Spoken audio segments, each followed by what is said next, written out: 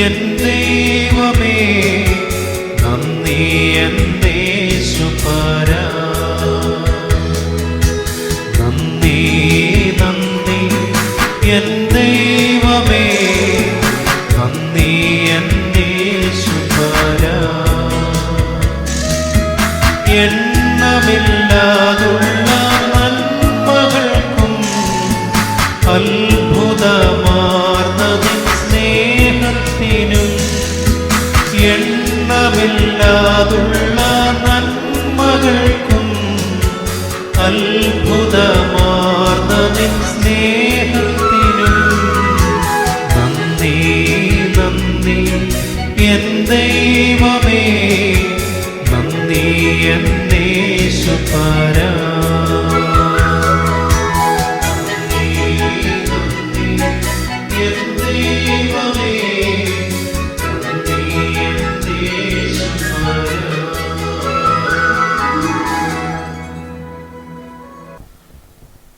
കർത്താവിൽ പ്രിയമുള്ളവരെ, അനുഗ്രഹീതമായി ശുശ്രൂഷയ്ക്കായിട്ട് നമുക്ക് ദൈവസന്നിധിയിലേക്ക് സമർപ്പിക്കാം.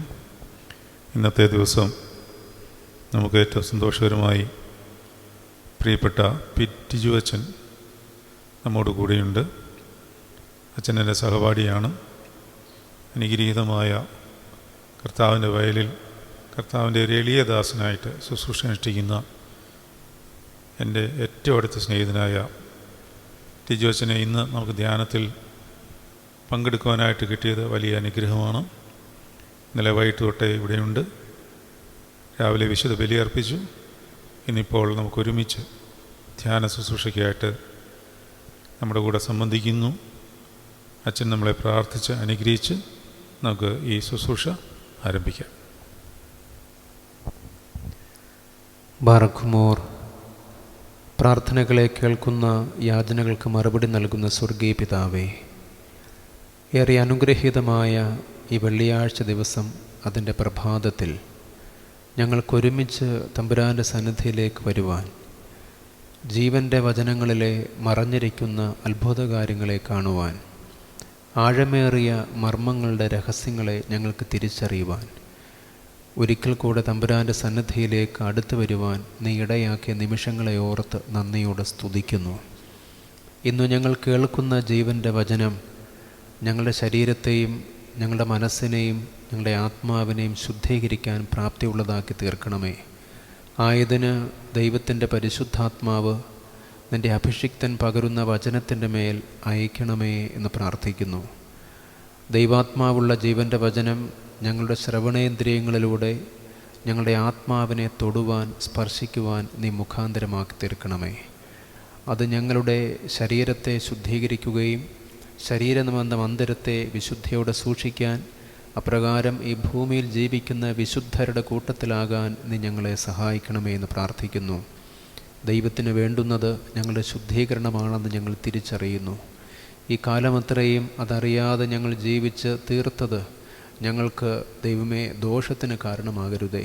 മറിച്ച് ഇനിയും ഞങ്ങൾക്ക് തരുന്ന ജീവിതം കൂടുതൽ വിശുദ്ധതയോടെ, കൂടുതൽ ദൈവകൃപയോടെ, ആത്മീയ നൽവരത്തോടെ ജീവിക്കാൻ ഞങ്ങൾക്കിടയാകണമേ എന്ന് പ്രാർത്ഥിക്കുന്നു. തമ്പുരാൻ്റെ ദൃഷ്ടി ഞങ്ങളുടെ മേൽ പകരണമേ. അവിടുത്തെ അനുഗ്രഹത്തിൻ്റെ കരം ഞങ്ങളുടെ മേൽ വയ്ക്കണമേ.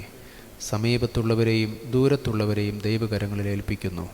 കർത്താവെ, ഇന്ന് അനേകം ദൂരങ്ങളിൽ ഇരുന്നു കൊണ്ട് ഈ വചന ശുശ്രൂഷയിൽ ഭാഗമാകുന്ന എല്ലാ മക്കളെയും ഞങ്ങളുടെ കണ്ണുകൊണ്ട് അവരെ ഞങ്ങൾക്ക് കാണാനാകുന്നില്ല എങ്കിലും സ്വർഗത്തിലെ നാഥൻ്റെ ദൃഷ്ടിക്കുള്ളിൽ അവരുണ്ടാകണമേ എന്ന് പ്രാർത്ഥിക്കുന്നു. നിരവധി സങ്കടങ്ങളുമായി ആശ്വാസത്തിനായി കേഴുന്ന മക്കളുടെ മേൽ സ്വർഗത്തിലെ പരിശുദ്ധാത്മാവ് അയച്ച് അവരെ ആശ്വസിപ്പിക്കണമേ എന്ന് പ്രാർത്ഥിക്കുന്നു. സമാധാനം അവർക്ക് ഉള്ളിൽ ജനിക്കുവാനും ആശ്വാസത്തോടെ ജീവിക്കുവാനും അവരെ സഹായിക്കണമേ.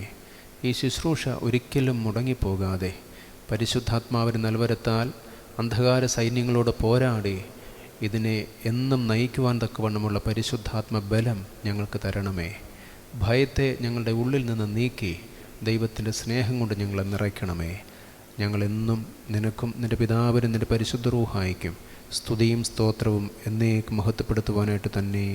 ആമേൻ. കർത്താവിൽ പ്രിയമുള്ളവരെ, അനുഗ്രഹീതമായി ശുശ്രൂഷയ്ക്കായിട്ട് കടന്നു വന്നിരിക്കുന്ന ഏവരെയും, പ്രത്യേകിച്ച് വന്യനായ ടിജു അച്ഛനെയും കർത്തൃനാമത്തിൽ സ്വാഗതം ചെയ്യുകയാണ്. വലിയ സന്തോഷത്തോടുകൂടിയാണ് ഞാനിന്ന് നിൽക്കുന്നത്. ഒന്ന്, എൻ്റെ പ്രിയ സ്നേഹിതൻ അച്ഛൻ്റെ സാന്നിധ്യം. സെമിനാരിയിൽ പഠിക്കുമ്പോൾ തന്നെ വളരെ ആത്മാർത്ഥമായ കർത്തൃസ്നേഹത്തിൽ ബന്ധിക്കപ്പെട്ടവനായി ഞാൻ നിങ്ങളോട് അപേക്ഷിക്കുന്നത് എന്തെന്നാൽ എന്ന് പൗലോസ്ലീഹ പറഞ്ഞ പോലെ ദൈവീയ സ്നേഹത്തിൽ ബന്ധപ്പെട്ട് കഴിയുന്ന ഞങ്ങളുടെ ഈ കൂട്ടായ്മയ്ക്ക് ഇന്ന് പ്രത്യേകമായ ഒരു സന്തോഷവും എനിക്കറിയിക്കുവാനുണ്ട്. നമുക്കറിയാം, അനേക നാളുകളായി ഞാൻ ബലഹീനനായ എൻ്റെ പ്രാർത്ഥനയ്ക്ക് ദൈവം പല രീതിയിൽ മറുപടി തന്നുകൊണ്ടിരിക്കുകയാണ്. അത് സമയമാകുമ്പോൾ നിങ്ങളെ അറിയിച്ചുകൊള്ളാം. വചനത്തിൽ ഊന്നുകയും ദൈവവചനം പഠിക്കുകയും ധ്യാനിക്കുകയും അതിനെ നമ്മൾ ജീവിതത്തിൻ്റെ ഭാഗമാക്കി മാറ്റുവാൻ ആഗ്രഹിക്കുകയും ചെയ്യുമ്പോൾ കർത്താവ് നമ്മളിൽ പ്രീതിപ്പെടും. നമ്മുടെ ആഗ്രഹങ്ങൾ അവൻ സാധിപ്പിക്കുകയും ചെയ്യും എന്നുള്ളതിന് സംശയലേശമന്യേ അത് നമ്മുടെ ജീവിതത്തിൽ അർത്ഥവത്താകുമ്പോൾ നമുക്കത് മനസ്സിലാവും. നമുക്ക് ആവശ്യമുള്ളത് ഇന്നതെന്ന് അവൻ അറിയുന്നു. മുട്ടിപ്പായി നമ്മൾ പ്രാർത്ഥിക്കുന്നതും അപേക്ഷിക്കുന്നതുമായ കാര്യം തക്ക സമയത്ത് അവൻ നിങ്ങൾക്കായി കരുതുന്നതാകിയാൽ നമ്മുടെ സകല ചിന്താകുലവും അവൻ്റെ മേലിട്ടുകൊണ്ടാൽ തക്ക സമയത്ത് അവൻ നമുക്ക് വേണ്ട മറുപടിയായി നമുക്ക് തരും. എല്ലാത്തിനും ദൈവസന്നിധിയിലൊരു സമയമുണ്ട്.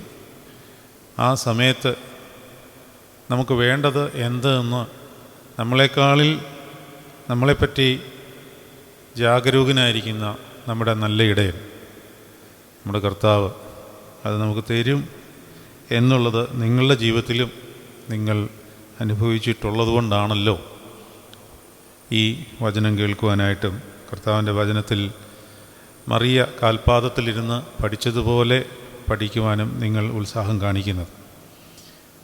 ദൈവവചനം പഠിക്കുന്നത് സ്വർഗത്തിന് വലിയ ആനന്ദമാണ്. പ്രസംഗം കേൾക്കുന്നത് പോലെയല്ല വചനം പഠിക്കുന്നത്. ഇത് പഠിക്കണം. കർത്താവിൻ്റെ ജീവിതകാലം, അദ്ദേഹത്തിൻ്റെ പരശുശ്രൂഷ കാലഘട്ടത്തിൽ കൂടുതൽ സമയവും പഠിപ്പിക്കുകയായിരുന്നു. അദ്ദേഹം നല്ലൊരു ഗുരുവാണ്. പക്ഷേ ലോകത്തിന് അദ്ദേഹത്തെ അല്ലെങ്കിൽ നമ്മുടെ കർത്താവിനെ ശരിയായി മനസ്സിലാക്കാൻ പറ്റാതെ പോയി. അത് ഇന്നും അങ്ങനെ തന്നെയാണ്. നമ്മൾ പറഞ്ഞിട്ടുള്ള കാര്യമാണ്, വീണ്ടും പറയുകയാണ്. അതായത് യേശു തമ്പുരാനെ ആർക്കാണ് ഇഷ്ടമല്ലാത്തത്? എല്ലാവർക്കും ഇഷ്ടമാണ്. മുസ്ലിം സഹോദരങ്ങൾക്ക് ഇഷ്ടമാണ്, ഹൈന്ദവ സഹോദരങ്ങൾക്ക് ഇഷ്ടമാണ്, ബുദ്ധിസ്റ്റ് മതക്കാർക്ക് കർത്താവിനെ വലിയ ഇഷ്ടമാണ്. മറ്റ് പല മതങ്ങളിലുള്ളവർക്കും ജാതികളിലുള്ളവർക്കും കർത്താവ് യേശു എന്നുള്ള പേരിൽ അദ്ദേഹത്തിൻ്റെ ടീച്ചിങ്സ് ഇഷ്ടമാണ്. എന്തിനേറെ പറയുന്നു, നമ്മുടെ മഹാത്മാഗാന്ധി തൻ്റെ ജീവിതക്രമം മുഴുവൻ ക്രമീകരിച്ചത് യേശുവിനെ അനുകരിച്ചിട്ടാണ്. യഥാർത്ഥത്തിൽ കർത്താവിൻ്റെ നീതി തൻ്റെ ജീവിതത്തിൽ നടപ്പാക്കിയിട്ടുള്ള അപൂർവ വ്യക്തികളിൽ ഒരാളാണ് മഹാത്മാഗാന്ധി. കാരണം ഒരു സംഭവം നമുക്കെല്ലാവർക്കും അറിയാവുന്ന അല്ലേ? ഇപ്പോൾ എൻ്റെ കർണക്കുറ്റിക്ക് ഒരാൾ അടിച്ചാൽ ഒരു അച്ഛൻ എന്നുള്ള നിലയിൽ, അല്ലെങ്കിൽ ഒരു പുരോഹിതൻ എന്നുള്ള നിലയിൽ ഞാൻ ആരാണെന്ന് മനസ്സിലാക്കിക്കൊണ്ട് എനിക്ക് മാക്സിമം ചെയ്യാൻ പറ്റുന്നത് എന്തായിരിക്കും? പ്രതികരിക്കാതിരിക്കുക, മിണ്ടാതിരിക്കുക. അതൊരു നല്ല സ്വഭാവമാണ്, ഒരു ഉയർന്ന ആധ്യാത്മികതയാണ്. പക്ഷേ കർത്താവിൻ്റെ നീതിയായോ? നീതിയായില്ല.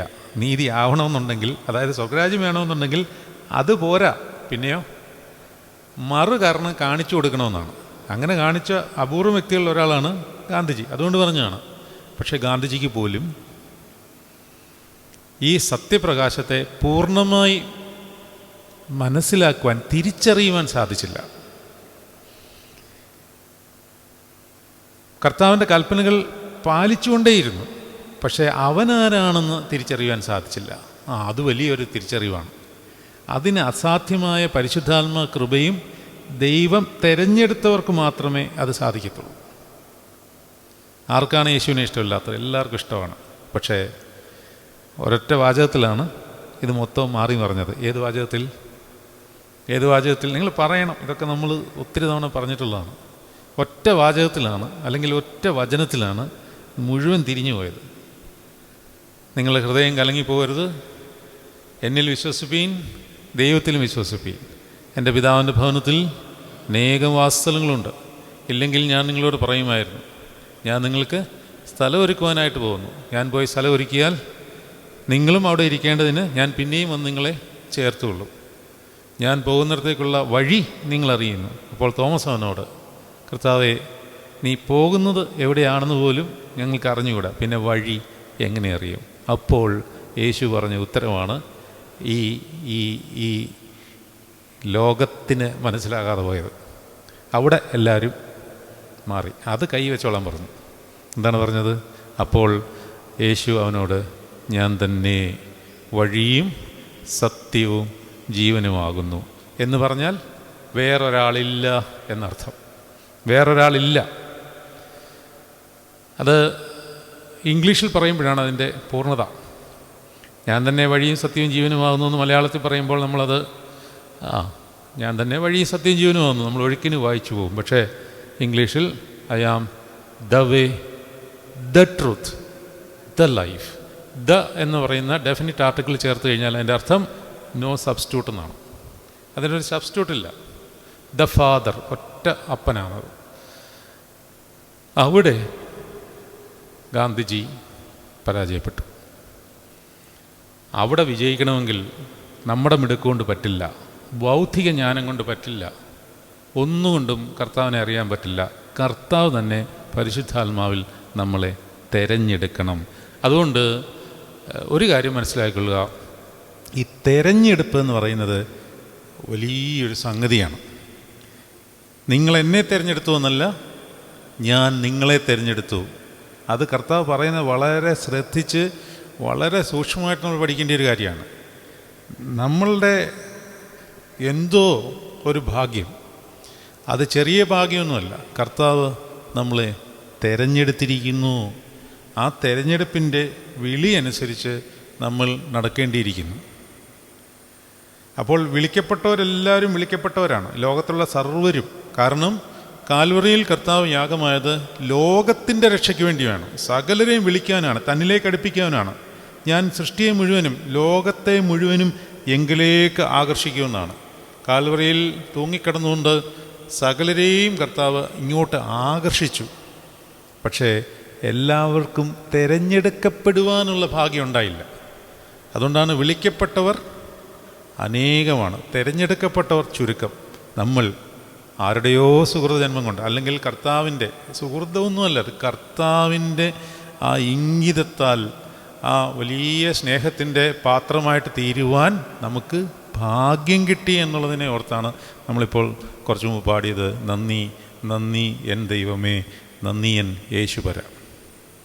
അപ്പോൾ ആ ബോധ്യത്തോടു കൂടി നമ്മൾ ഈ ശുശ്രൂഷയിലേക്ക് സംബന്ധിക്കുകയാണ്. കർത്താവ് നമ്മളെ തിരഞ്ഞെടുത്തിരിക്കുന്നു, തൻ്റെ വചനം അറിയുവാൻ, തൻ്റെ വചനത്തെ ഗ്രഹിക്കുവാൻ.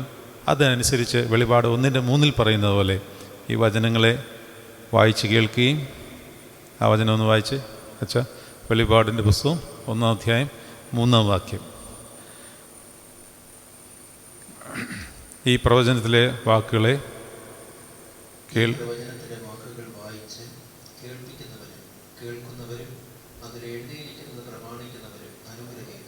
അപ്പോൾ ഞാനൊരു കാര്യം പറയട്ടെ. ഞാനിത് പറയുമ്പോൾ ഞാനാണ് ബലഹീന, ഞാനാണ് നിന്നത് സംസാരിക്കുന്നത് എന്നുള്ളതുകൊണ്ട്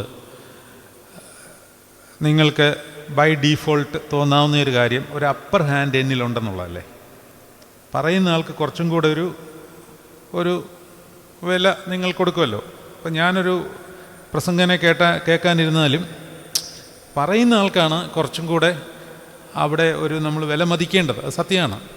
പക്ഷേ കർത്താവ് പറയുന്നു, ഇത് പറയുന്നവനും കേൾക്കുന്നവനും ആചരിച്ച് ജീവിക്കുന്നവനും ഒരേ ലെവൽ ഭാഗ്യമാണ്. അത് ഞാൻ പറയുന്നത് പോലെയാണ് നിങ്ങൾ കേൾക്കുന്നത്. നമ്മൾ രണ്ടും ഒരേ തോണിയിൽ തന്നെയാണ് എന്നാണ് ഞാൻ പറഞ്ഞുകൊണ്ട് വന്നത്. നമ്മളെല്ലാവരും ഒറ്റ തോണിയിൽ തന്നെയാണ്. കാരണം ഇത് നമ്മളല്ലല്ലോ പറയുന്നത്. സ്വർഗത്തിൽ നിന്നുള്ള സന്ദേശങ്ങൾ ഒരു ലൗഡ് സ്പീക്കറിൽ എന്ന പോലെ കൈമാറി തരിക എന്നുള്ള ഒരു ഒറ്റ ഉത്തരവാദിത്വം അല്ലാതെ വേറൊന്നും എൻ്റെ കയ്യിലില്ല. ഇപ്പോൾ ഈ മൈക്രോഫോൺ അതിൽ കൂടെയാണ് ഈ ശബ്ദം വരുന്നത്. അതിൻ്റെ ഉത്തരവാദി ആരാണ്? ഞാനാണ്. ഞാനിത് പറയുന്നതുകൊണ്ടാണ് ഈ മൈക്രോഫോണിൽ കൂടി ആ സ്പീക്കറിൽ കേൾക്കുന്നത്. ആ സ്പീക്കറിൻ്റെ ചുമതല മാത്രമേ ഇക്കാര്യത്തിൽ എനിക്കുള്ളൂ. അപ്പോൾ നിങ്ങളത് കേൾക്കുമ്പോൾ ആ കേൾക്കുന്നവനും പറയുന്നവനും അത് മാത്രം പോരാ, അത് അനുസരിച്ച് ജീവിക്കുവാനും കൂടി ബാധ്യസ്ഥരാണ്. അല്ലെങ്കിൽ നമ്മൾ നമ്മളെ തന്നെ ചതിക്കുകയാണെന്ന് യാക്കോബിൻ്റെ ലേഖനം 1-ാം അധ്യായം 22-ാം വാക്യത്തിലുണ്ട് അല്ലേ? ഈ യാക്കോബിൻ്റെ ലേഖനം 1-ാം അധ്യായം 22-ാം വാക്യം വായിക്കാമോ? യാക്കോബിൻ്റെ ലേഖനം 1-ാം അധ്യായം 22-ാം വാക്യം.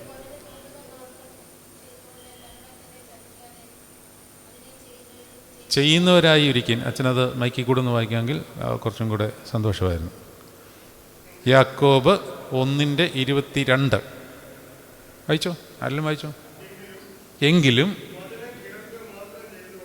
വചനം കേൾക്കുക മാത്രം ചെയ്തുകൊണ്ട് തങ്ങളെ തന്നെ ചതിക്കാതെ അതിനെ ചെയ്യുന്നവരായും ഇരിപ്പീൻ. ഇത് വളരെ പ്രധാനപ്പെട്ട കാര്യമാണ്. അത് ചെയ്യണം. ഈ ചെയ്യുക എന്ന് പറഞ്ഞാൽ മുമ്പേ നമ്മൾ സൂചിപ്പിച്ച ആ കർത്താവിൻ്റെ നീതിയിലേക്ക് എത്തുക എന്നുള്ളത് നമ്മളെക്കൊണ്ട് സാധിക്കുന്ന കാര്യം അല്ല. പലതവണ നമ്മൾ പറഞ്ഞിട്ടും പഠിപ്പിച്ചിട്ടും പഠിച്ചിട്ടും ഉള്ളതാണ്. കർത്താവിൻ്റെ പുതിയ നിയമത്തിലെ ഒരു കാര്യം പോലും, ഒറ്റ കാര്യം പോലും നമ്മളെക്കൊണ്ട് ചെയ്യുവാൻ സാധിക്കത്തില്ല. നിങ്ങൾ ഉച്ചയും കുത്തി നിന്നാലും പറ്റില്ല. പഴയ നിയമത്തിലെ പിന്നെ അനുഷ്ഠിക്കാം, അതിനേക്കാളിൽ പ്രയാസമേറിയതാണ്. എന്നാൽ പ്രയാസമേറിയതിനെ വളരെ എളുപ്പമാക്കി തരുന്നവനാണ് ആര്? പാർക്കലീത്തോ, അല്ലെങ്കിൽ സഹായകൻ. അവൻ കൂടെ ഇല്ലാതെ ഒരു പ്രമാണവും കർത്താവിൻ്റെ അനുഷ്ഠിക്കുവാൻ സാധ്യമല്ല. ഇപ്പോൾ അച്ഛൻ ഇത് കഴിഞ്ഞിട്ട് തിരിച്ചു പോകും. അച്ഛൻ എന്നോട് ആവശ്യപ്പെടുകയാണ്, അച്ഛാ എൻ്റെ കൂടെ അടൂർ വരെ വരാമോ എന്ന് ചോദിക്കുമ്പോൾ ഞാൻ അടൂരല്ല, അച്ഛനെ പറയുന്നിടത്തെല്ലാം കൊണ്ടുപോയി വിട്ടേച്ച് വരേണ്ടി വരും. പോകുന്നതിൻ്റെ ഇരട്ടി ദൂരം ഞാൻ സഹിക്കുവാൻ തയ്യാറായെങ്കിലേ കർത്താവിൻ്റെ നീതിയാകത്തുള്ളൂ. പോകുന്നിടം വരെ മാത്രം പോയാൽ പോരാന്നാണ്. നിന്നിൽ നിന്ന് അപഹരിച്ചുകൊണ്ട് പോകുന്നതിനോട് മടക്കി ചോദിക്കരുത്. നമ്മൾ ചെയ്തിട്ടുണ്ടോ? ഞാൻ ചെയ്തിട്ടില്ല. എന്നിൽ നിന്ന് എത്രയോ പേര് എന്തെല്ലാം കാര്യങ്ങൾ അപഹരിച്ചുകൊണ്ട് പോയിട്ടുണ്ട്. അത് നമ്മളത് കർത്താവിൻ്റെ നീതി നമ്മളെക്കൊണ്ട് നിവർത്തിക്കാൻ പറ്റില്ല. അപ്പോൾ അതിന് പരിശുദ്ധാത്മാവിൻ്റെ സഹായം വേണം. ഇല്ലെങ്കിൽ കർത്താവിൻ്റെ ഒരു വചനം പോലും നമുക്ക് നമ്മളുടെ കഴിവുകൊണ്ട് നിവർത്തിക്കാൻ സാധിക്കില്ല. നമുക്ക് നമ്മളുടെ സുവിശേഷ പഠനത്തിലേക്ക് വരാം. യോഹന്നാൻ്റെ സുവിശേഷത്തിൻ്റെ 10-ാം അധ്യായമാണ് നമ്മൾ പഠിച്ചുകൊണ്ടിരുന്നത്. അതിമനോഹരമായ അധ്യായം. കർത്താവിൻ്റെ സ്നേഹത്തിൻ്റെ ഒരു വലിയ നിറവ് ഈ അധ്യായത്തിൽ കാണുവാൻ സാധിക്കും. ഞാൻ നല്ല ഇടയനാകുന്നു. നല്ല ഇടയൻ, നല്ല ഇടയൻ ആടുകൾക്ക് വേണ്ടി തൻ്റെ ജീവനെ കൊടുക്കുന്ന നല്ല ഇടയൻ. ഞാനാകുന്നു എന്നുള്ള സ്റ്റേറ്റ്മെൻറ്റ്സിൽ 7 യോഹന്നാൻ ശ്ലീഹ പ്രതിപാദിക്കുന്നുണ്ട്. ആ പ്രതിപാദിക്കുന്നതിൽ നല്ല ഇടയനാകുന്നു, ഞാൻ വാതിലാകുന്നു, ഇത് രണ്ടും പ്രധാനമായി ഊന്നിപ്പറയുന്ന അധ്യായമാണ് യോഹന്നാൻ സുവിശേഷം 10-ാം അധ്യായം. അതിൻ്റെ 1 മുതൽ 6 വരെയുള്ള ഭാഗങ്ങൾ നമ്മൾ പഠിച്ചു കഴിഞ്ഞു, ധ്യാനിച്ചു കഴിഞ്ഞു. അതിൻ്റെ ബാക്ക്ഗ്രൗണ്ടൊക്കെ നമുക്കറിയാം. എന്നാലും ആരെങ്കിലും വന്നിട്ടില്ലാത്തവർക്ക് വേണ്ടി ഒരു ചെറിയ ബാക്ക്ഗ്രൗണ്ട് ഞാനൊന്ന് പറഞ്ഞുതരാം. കർത്താവ് 10-ാം അധ്യായത്തിലേക്ക് പ്രവേശിക്കുന്നത് അല്പം വേദനയോടുകൂടിയാണ്. കാരണം യോഹന്നാൻ ശ്ലീഹ കൃത്യമായിട്ട് തൻ്റെ ഭാവനയിൽ ഈ അധ്യായം ക്രമീകരിക്കുമ്പോൾ മറ്റ് 2 അധ്യായങ്ങളിൽ നിന്നും വ്യത്യസ്തമായ ഒരു തലത്തിലാണെങ്കിലും അതിൻ്റെ കണ്ടിന്യൂവേഷനാണ്. എന്ന് പറഞ്ഞാൽ 8-ാം അധ്യായത്തിൽ പാപിനിയായ സ്ത്രീ എന്ന് പറയുന്ന ഒരു ആടിനെ കാണാം. അവളെ കൊന്നുകളയാൻ വേണ്ടി അവളെ ചുറ്റും നിൽക്കുന്ന ഒരു കൂട്ടം യഹൂദ ജനങ്ങൾ. 9-ാം അധ്യായത്തിൽ അന്ധനായ ഒരു സഹോദരൻ, പിറവിയിലെ കുരുടനായ അവൻ സൗഖ്യമായതിനെ അന്വേഷിക്കാതെ സൗഖ്യമാക്കിയത് ആരാണെന്ന് ചെകഞ്ഞ് അന്വേഷിച്ചെന്ന് ആരവനെ സൗഖ്യമാക്കിയോ അവനെ പാപിയാണെന്ന് ഇവനെക്കൊണ്ട് പറയിക്കുവാൻ വേണ്ടി ബന്ധപ്പെടുന്ന ഒരു കൂട്ടം ആൾക്കാർ. 2 ഇൻസിഡൻറ്റിലും ഈ 2 കഥാപാത്രങ്ങൾ, അതായത് കള്ളനും കവർച്ചക്കാരും എന്ന് കർത്താവ് ഉദ്ദേശിക്കത്തക്കവണ്ണമുള്ള കഥാപാത്രങ്ങളായിട്ട് 2 കൂട്ടരായിട്ട് 2 അധ്യായങ്ങൾ നിൽക്കുകയാണ്. ഈ 2 അധ്യായത്തിലെയും കർത്താവിൻ്റെ ആടുകളാണ് ഈ പാപിനിയായ സ്ത്രീയും അതുപോലെ തന്നെ ഈ അന്ധനായ മനുഷ്യനും. പക്ഷേ അവൻ്റെ ഉള്ളിലേക്ക് കയറി അവൻ്റെ ആത്മാവിനെ മോഷ്ടിക്കുവാൻ വേണ്ടി, പുറത്തുനിന്ന് അവനെ അറ്റാക്ക് ചെയ്യാൻ വേണ്ടി കയറുന്ന ഒരു വർഗം, ഒരു ഗ്രൂപ്പ്, അവരെ കർത്താവ് 10-ാം അധ്യായത്തിൽ തുടക്കത്തിലെ ഒരു നെഗറ്റീവ് സ്റ്റേറ്റ്മെൻറ്റോടുകൂടെ തുടങ്ങുന്നത് അതുകൊണ്ടാണ്. വിളിക്കുകയാണ്, നിങ്ങൾ കള്ളനും കവർച്ചക്കാരുമാണ്. അമേൻ അമേൻ, വളരെ അസന്നിഗ്ധമായിട്ട് പറയണം. അമേൻ അമേൻ പറഞ്ഞാൽ അതിനി മാറ്റമില്ല. അമേൻ അമേൻ, ഞാൻ നിങ്ങളോട് പറയുന്നു, ആട്ടിൻതൊഴുത്തിലേക്ക് വാതിലിലൂടെ കടക്കാതെ വേറെ വഴിയായി കടക്കുന്നവൻ കള്ളനും കവർച്ചക്കാരനുമാവുന്നു. കർത്താവിൻ്റെ മനസ്സിൽ കർത്താവ് കണ്ടിരിക്കുന്ന ആ ബാക്ക്ഗ്രൗണ്ട് ഇതാണ്. എൻ്റെ മകളെ അവൾ തെറ്റ് ചെയ്തു, ശരി, വിധികർത്താവായിട്ട് ഞാനിവിടെ ഉണ്ട്. നിങ്ങളിൽ പാപമില്ലാത്തവർ ഇവളെ കല്ലെറിയട്ടെ. ആ പാപമില്ലാത്തവനായി അത്രയും ഇടയിൽ ആര് മാത്രമേ ഉള്ളൂ? യേശു ക്രിസ്തു മാത്രമേ ഉള്ളൂ. തനിക്ക് മാത്രമേ അവളെ കല്ലെറിയുവാൻ അവകാശമുള്ളൂ.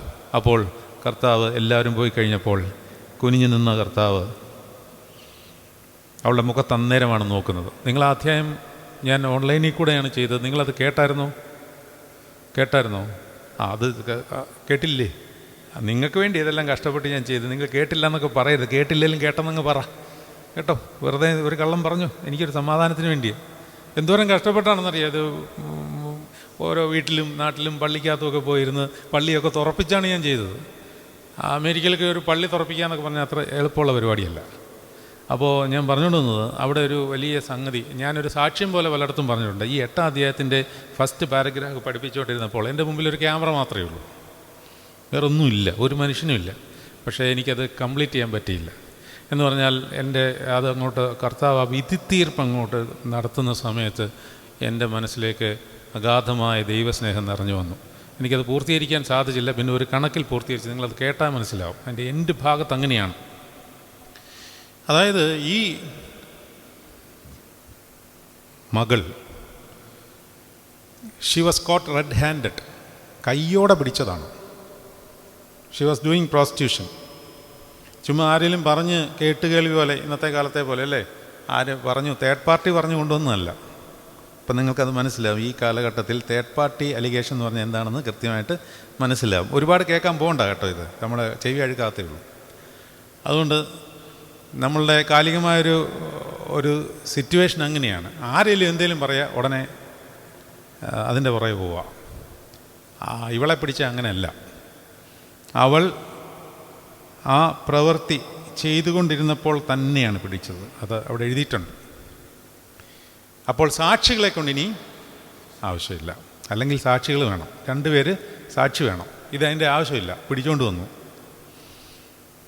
അവളുടെ അവസ്ഥ നിങ്ങളൊന്ന് ആലോചിക്കണം. ഞാൻ 8-ാം അധ്യായത്തിലേക്ക് പോവല്ല കേട്ടോ, ഇനി നമുക്ക് ഒരുപാട് കാര്യങ്ങൾ കിടക്കുന്നു. പക്ഷേ അതെങ്ങനെ പോട്ടെ, അതൊക്കെ പോയാൽ മതിയല്ലോ. അവളുടെ ഒരു അവസ്ഥ നിങ്ങളൊന്ന് ആലോചിച്ച് നോക്കണം.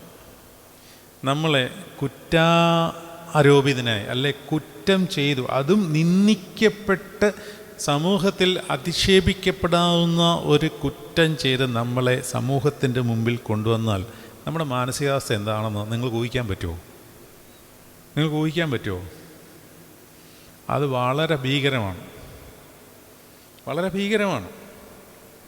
നമുക്കിപ്പോഴത്തെ കാലികമായ സിറ്റുവേഷനിൽ അത് മനസ്സിലാക്കാം. ഒരു പ്രത്യേക വ്യക്തി വളരെ തകർന്നിരിക്കുകയാണ്. അത് നമുക്ക് ഉൾക്കൊള്ളാൻ പറ്റില്ല. നമ്മൾ ആ സിറ്റുവേഷനിൽ കടന്നു പോയെങ്കിലേ മനസ്സിലാകത്തുള്ളൂ. ഒരു നിന്ദ്യമായ അവസ്ഥയിൽ ഒരാളെ കയ്യോടെ പിടിച്ചാൽ അവനോ അവൾക്കോ പിന്നെ ഒരൊറ്റ ആഗ്രഹമേ ഉള്ളൂ, ഈ ഭൂമി പിളർന്ന് ഞാനങ്ങ് മരിച്ചു പോയിരുന്നെങ്കിൽ എന്നുള്ള ഒരൊറ്റ ചിന്ത കാണത്തുള്ളൂ. ആ ഒരു ചിന്തയോടുകൂടിയാണ് കല്ല് കയ്യിലെടുത്ത് വെച്ച് കയ്യോടെ പിടിക്കപ്പെട്ട് അവൾ തെരുവീതിയിലൂടെ നടന്ന് കർത്താവിൻ്റെ അടുക്കിലേക്ക് എത്തുമ്പോൾ അവൾ കുനിഞ്ഞു തന്നെയാണ്, ആരുടെയും മുഖത്ത് നോക്കുന്നില്ല. എല്ലാവരും അവളുടെ മുഖത്ത് നോക്കുക. നിങ്ങൾ ആ സീനൊന്ന് ആലോചിച്ച് നോക്കണം. അവൾക്ക് ആരുടെയും മുഖത്ത് നോക്കാൻ പറ്റുന്നില്ല. എല്ലാവരും അവളുടെ മുഖത്തേക്ക് നോക്കുക. നമ്മൾ സമൂഹത്തിൽ നിന്ദിക്കപ്പെടുമ്പോൾ അത് മനസ്സിലാവും. നമുക്ക് സമൂഹത്തിലേക്ക് നോക്കാൻ പറ്റില്ല. എല്ലാവരും നമ്മളെ നോക്കിക്കൊണ്ടേയിരിക്കും. സകല കണ്ണുകളും നമ്മളിലേക്ക് തന്നെ നോക്കിക്കൊണ്ടിരിക്കുകയാണ്. ഇപ്പോഴത്തെ സിറ്റുവേഷൻ നമുക്ക് മനസ്സിലാകും കൃത്യമായിട്ട്, അല്ലേ? എല്ലാ കണ്ണുകളും ഒരു വ്യക്തിയിലേക്കാണ്, ഒറ്റ വ്യക്തിയിലേക്കാണ്. ആ വ്യക്തിക്ക് ആരെയും നോക്കാൻ പറ്റുന്നില്ല. എത്ര വലിയ ഉന്നതനാണെന്ന് പറഞ്ഞിട്ട് എന്താണ് കാര്യം? അതാണ് അവസ്ഥ. കുറ്റം ചെയ്തോ ഇല്ലയോ എന്നുള്ളതൊന്നുമല്ല വിഷയം. സമൂഹം അങ്ങനെ മുദ്ര കുത്തി കഴിഞ്ഞാൽ പിന്നെ അതാണ് അവസ്ഥ.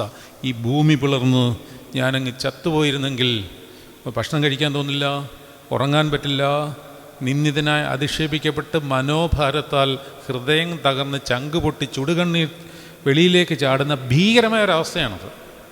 അങ്ങനെ ഒരു അവസ്ഥയിൽ കൂടി ഇവൾ വലിച്ചഴക്കപ്പെട്ട് കർത്താവിൻ്റെ സന്നിധിയിലേക്ക് വരുമ്പോൾ ഇവൾ കുനിഞ്ഞ് കുനിഞ്ഞ് ഈ ഭൂമിയിലേക്ക് തന്നെ ഒരു മനുഷ്യൻ്റെ മുഖത്ത് നോക്കാൻ വയ്യാതെ അടുത്ത് വന്ന് കർത്താവിൻ്റെ അടുത്ത് ചെന്ന് വിസ്താരത്തിനായിട്ട് നിൽക്കുമ്പോൾ അവിടെ യോനാശ്ലീഹ എഴുതി വച്ചിരിക്കുന്നു, കർത്താവും കുനിഞ്ഞ് നിലത്ത് എഴുതിക്കൊണ്ടിരുന്നു. എന്താ കാര്യമെന്നറിയാം? പല വ്യാഖ്യാനങ്ങളൊക്കെ എഴുതുന്നതിനെ പറ്റിയൊക്കെ പറയുന്നുണ്ടെങ്കിലും നമുക്ക് വേറൊരു വലിയ സംഗതി അതിനകത്തുണ്ട്. തൻ്റെ മകൾ അപമാനിക്കപ്പെട്ട് നിൽക്കുമ്പോൾ തെറ്റ് അവളുടെ ഭാഗത്താണെന്ന് പൂർണ്ണമായിട്ട് അറിയാവുന്ന ഈ നല്ല ഇടയൻ എല്ലാവരും അവളുടെ മുഖത്തേക്ക് തുറിച്ച് നോക്കുമ്പോൾ ഞാനും ആ മുഖത്തേക്ക് നോക്കി അവളെ അത്രയും കൂടെ വേദനിപ്പിക്കാതിരിക്കുവാൻ അവൻ അവളുടെ മുഖത്ത് നോക്കാതെ അവളോടൊപ്പം കുനിഞ്ഞ് നിലത്ത് നോക്കിക്കൊണ്ടിരുന്നു. ഇതാണ് കർത്താവ്. നല്ല ഇടയൻ്റെ പ്രത്യേകത അതാണ്. ഇതാണ് യേശു. നിങ്ങളെത്ര വലിയ തകർന്ന അവസ്ഥയിലോ അല്ലെങ്കിൽ തെറ്റിപ്പോയ അവസ്ഥയിലോ ഇരുന്നാലും കർത്താവിൻ്റെ മുഖത്തേക്ക് നോക്കുവാനുള്ള യാതൊരു ധൈര്യവും ഇല്ലെങ്കിലും, അല്ലെങ്കിൽ തന്നെ നമുക്ക് ധൈര്യം ഉണ്ടാവരുത്.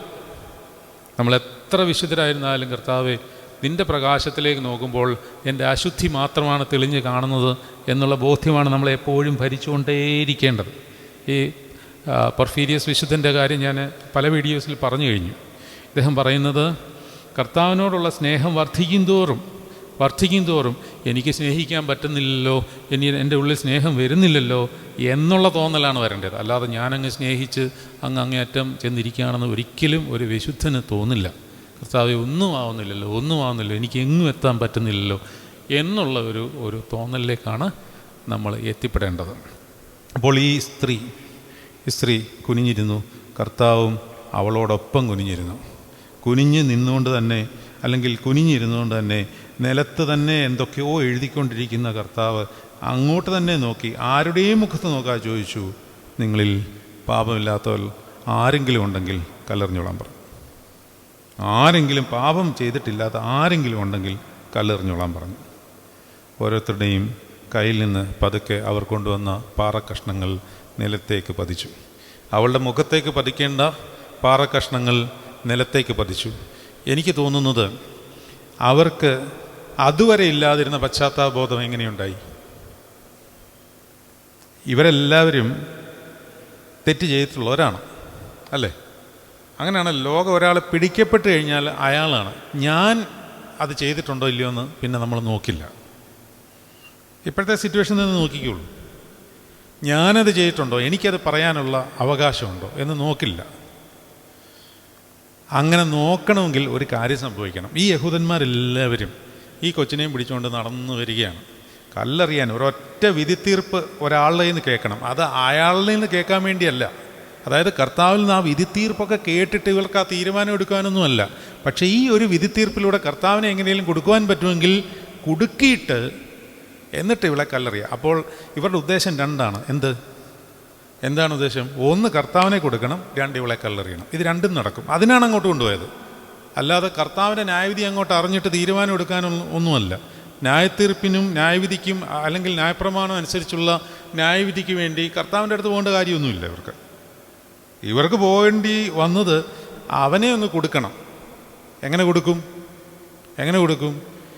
ഇവൻ ന്യായപ്രമാണ കർത്താവാകിയാൽ ഇവളെ കല്ലെറിഞ്ഞ് കൊല്ലണം എന്നല്ലാതെ കർത്താവിന് വിധിക്കാൻ പറ്റില്ല.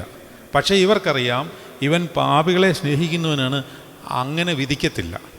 അപ്പോൾ ഇങ്ങനൊരു ഒരു വലിയ ഒരു കൺഫ്യൂഷനിലേക്ക് കർത്താവിനെ വലിച്ചിഴയ്ക്കുവാൻ വേണ്ടി, അങ്ങനെ കൊടുക്കുവാൻ വേണ്ടി ഇവർ ഈ പാവം പിടിച്ച സ്ത്രീയും പിടിച്ചുകൊണ്ട് കർത്താവിൻ്റെ അടുത്ത് കൊണ്ടുവരികയാണ്.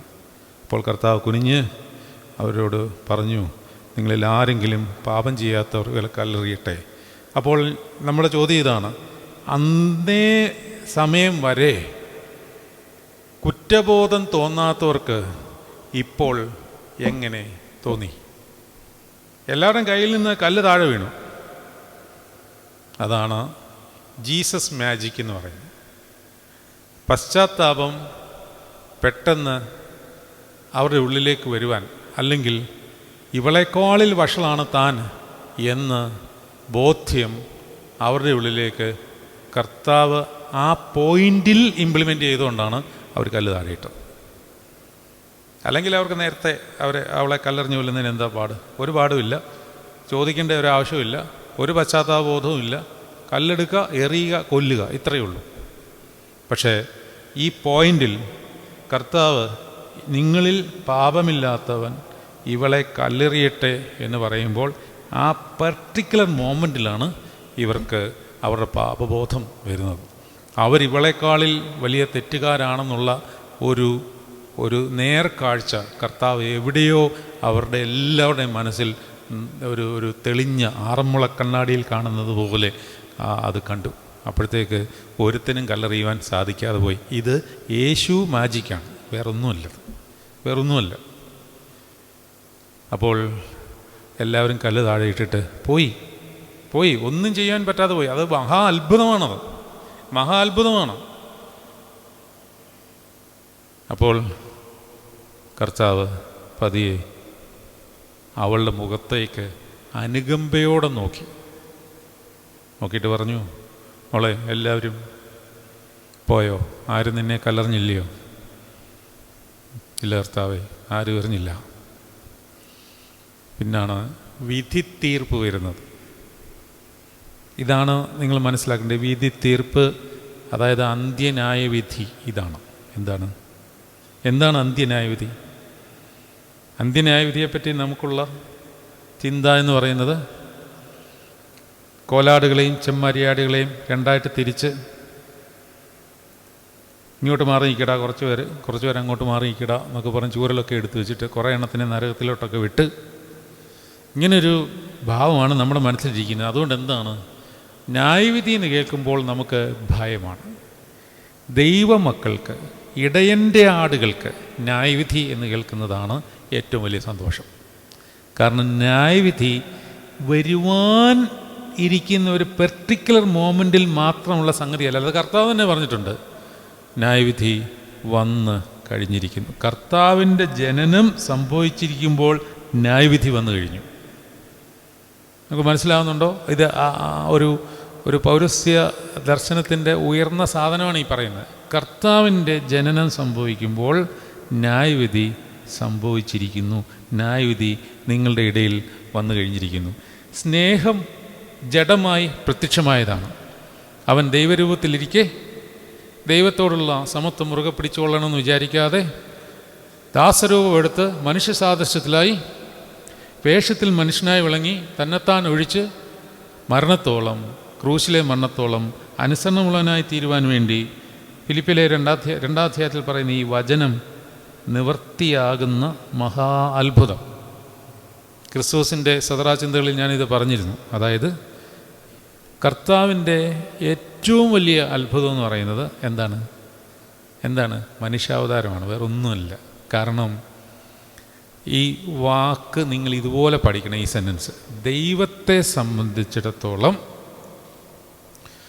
ദൈവസ്വരൂപം വിടുക എന്നുള്ളത് അനുയോജ്യമല്ല.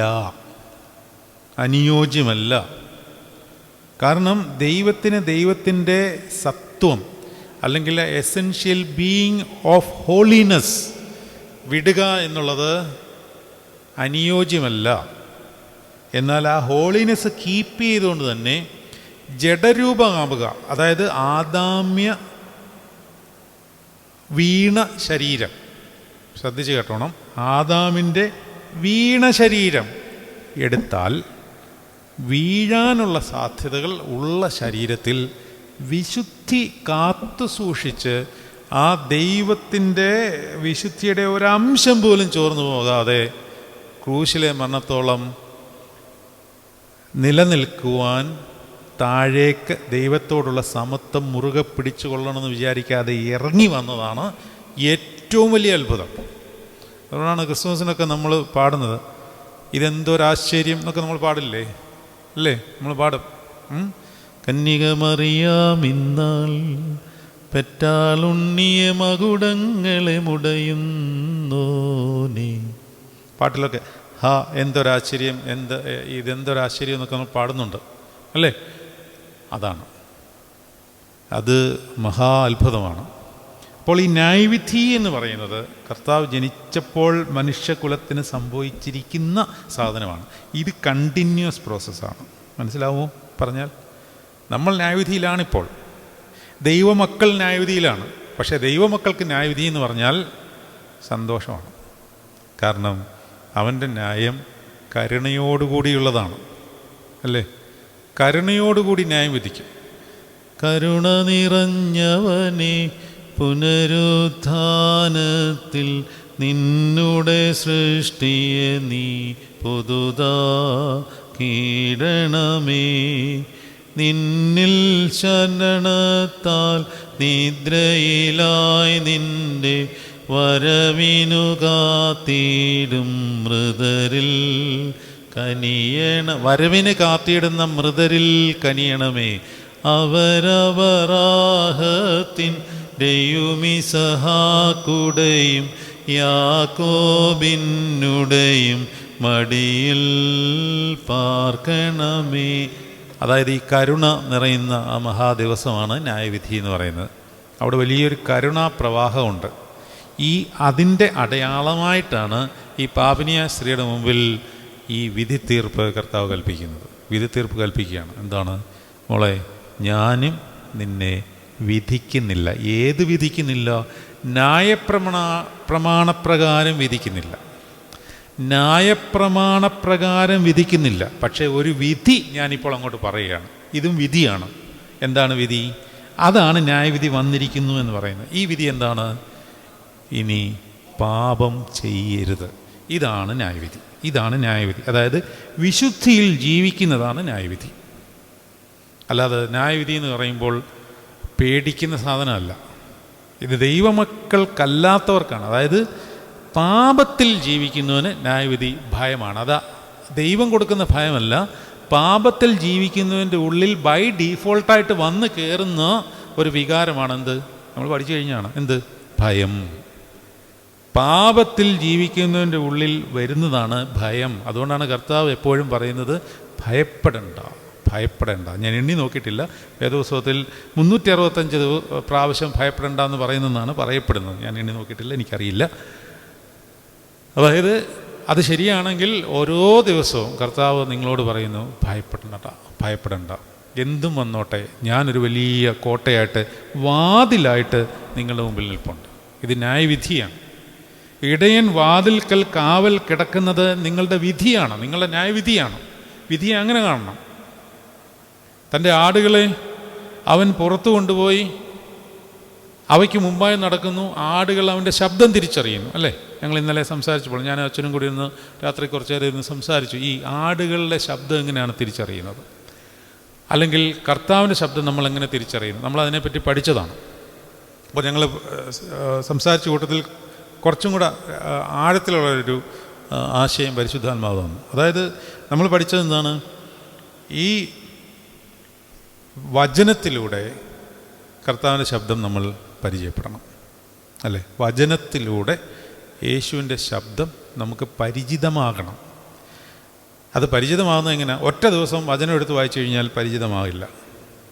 ഒരാളോട് സംസാരിച്ച്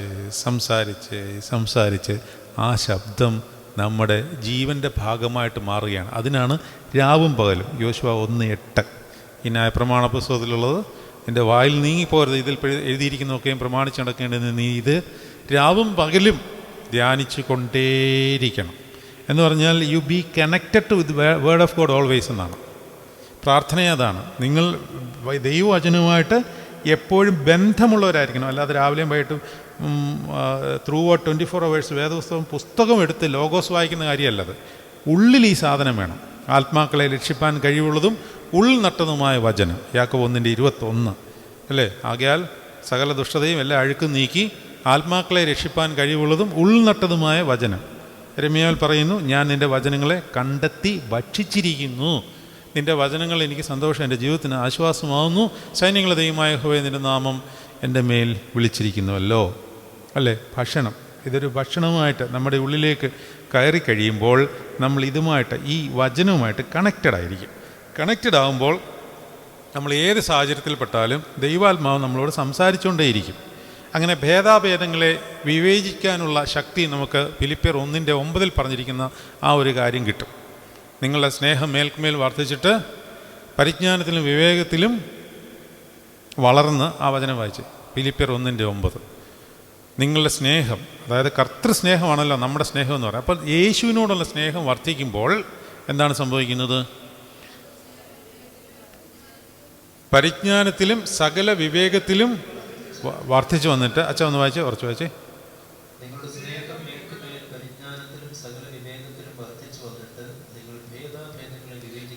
കണ്ടോ, അതെന്താണ്? ഭേദാഭേദങ്ങളെ വിവേചിപ്പാറാകണം എന്ന് പറഞ്ഞാൽ ദൈവശബ്ദമാണോ കള്ളന്മാരുടെ മോഷ്ടാക്കളുടെ ശബ്ദമാണോ നിങ്ങൾ കേൾക്കുന്നതെന്ന് നിങ്ങൾ തിരിച്ചറിയണം.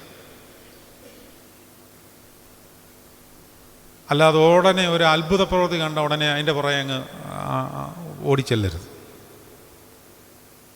കർത്താവിൻ്റെ കാലത്തും സൗഖ്യം കൊടുക്കുന്ന അനേകർ വേറെ ഉണ്ടായിരുന്നു.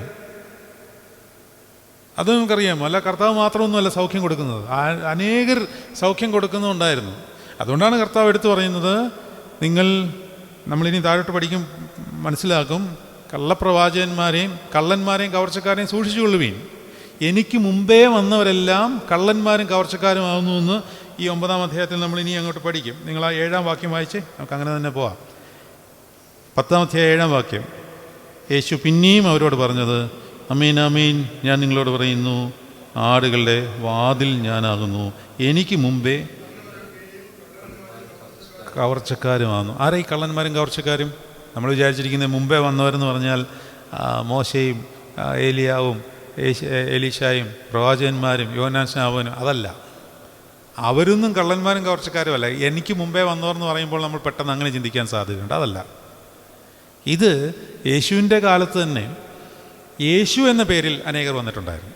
ഞാനാണ് ക്രിസ്തു എന്ന പേരിൽ അനേകർ വന്നിട്ടുണ്ടായിരുന്നു. അതുകൊണ്ടാണ് ഞാൻ ആദ്യം പറഞ്ഞത്, യഥാർത്ഥ ക്രിസ്തുവിനെ, വെളിച്ചമായവനെ തിരിച്ചറിയുവാൻ നമ്മുടെ ഉള്ളിൽ ഈ വചനത്തിൻ്റെ ശബ്ദത്തിൻ്റെ ഒരു ലിങ്ക് എപ്പോഴും ഉണ്ടായിരിക്കണം. ഓൾ ത്രൂ ഔട്ട് കണക്ഷൻ വിടാൻ പാടില്ല, റിലേ വിടാൻ പാടില്ല.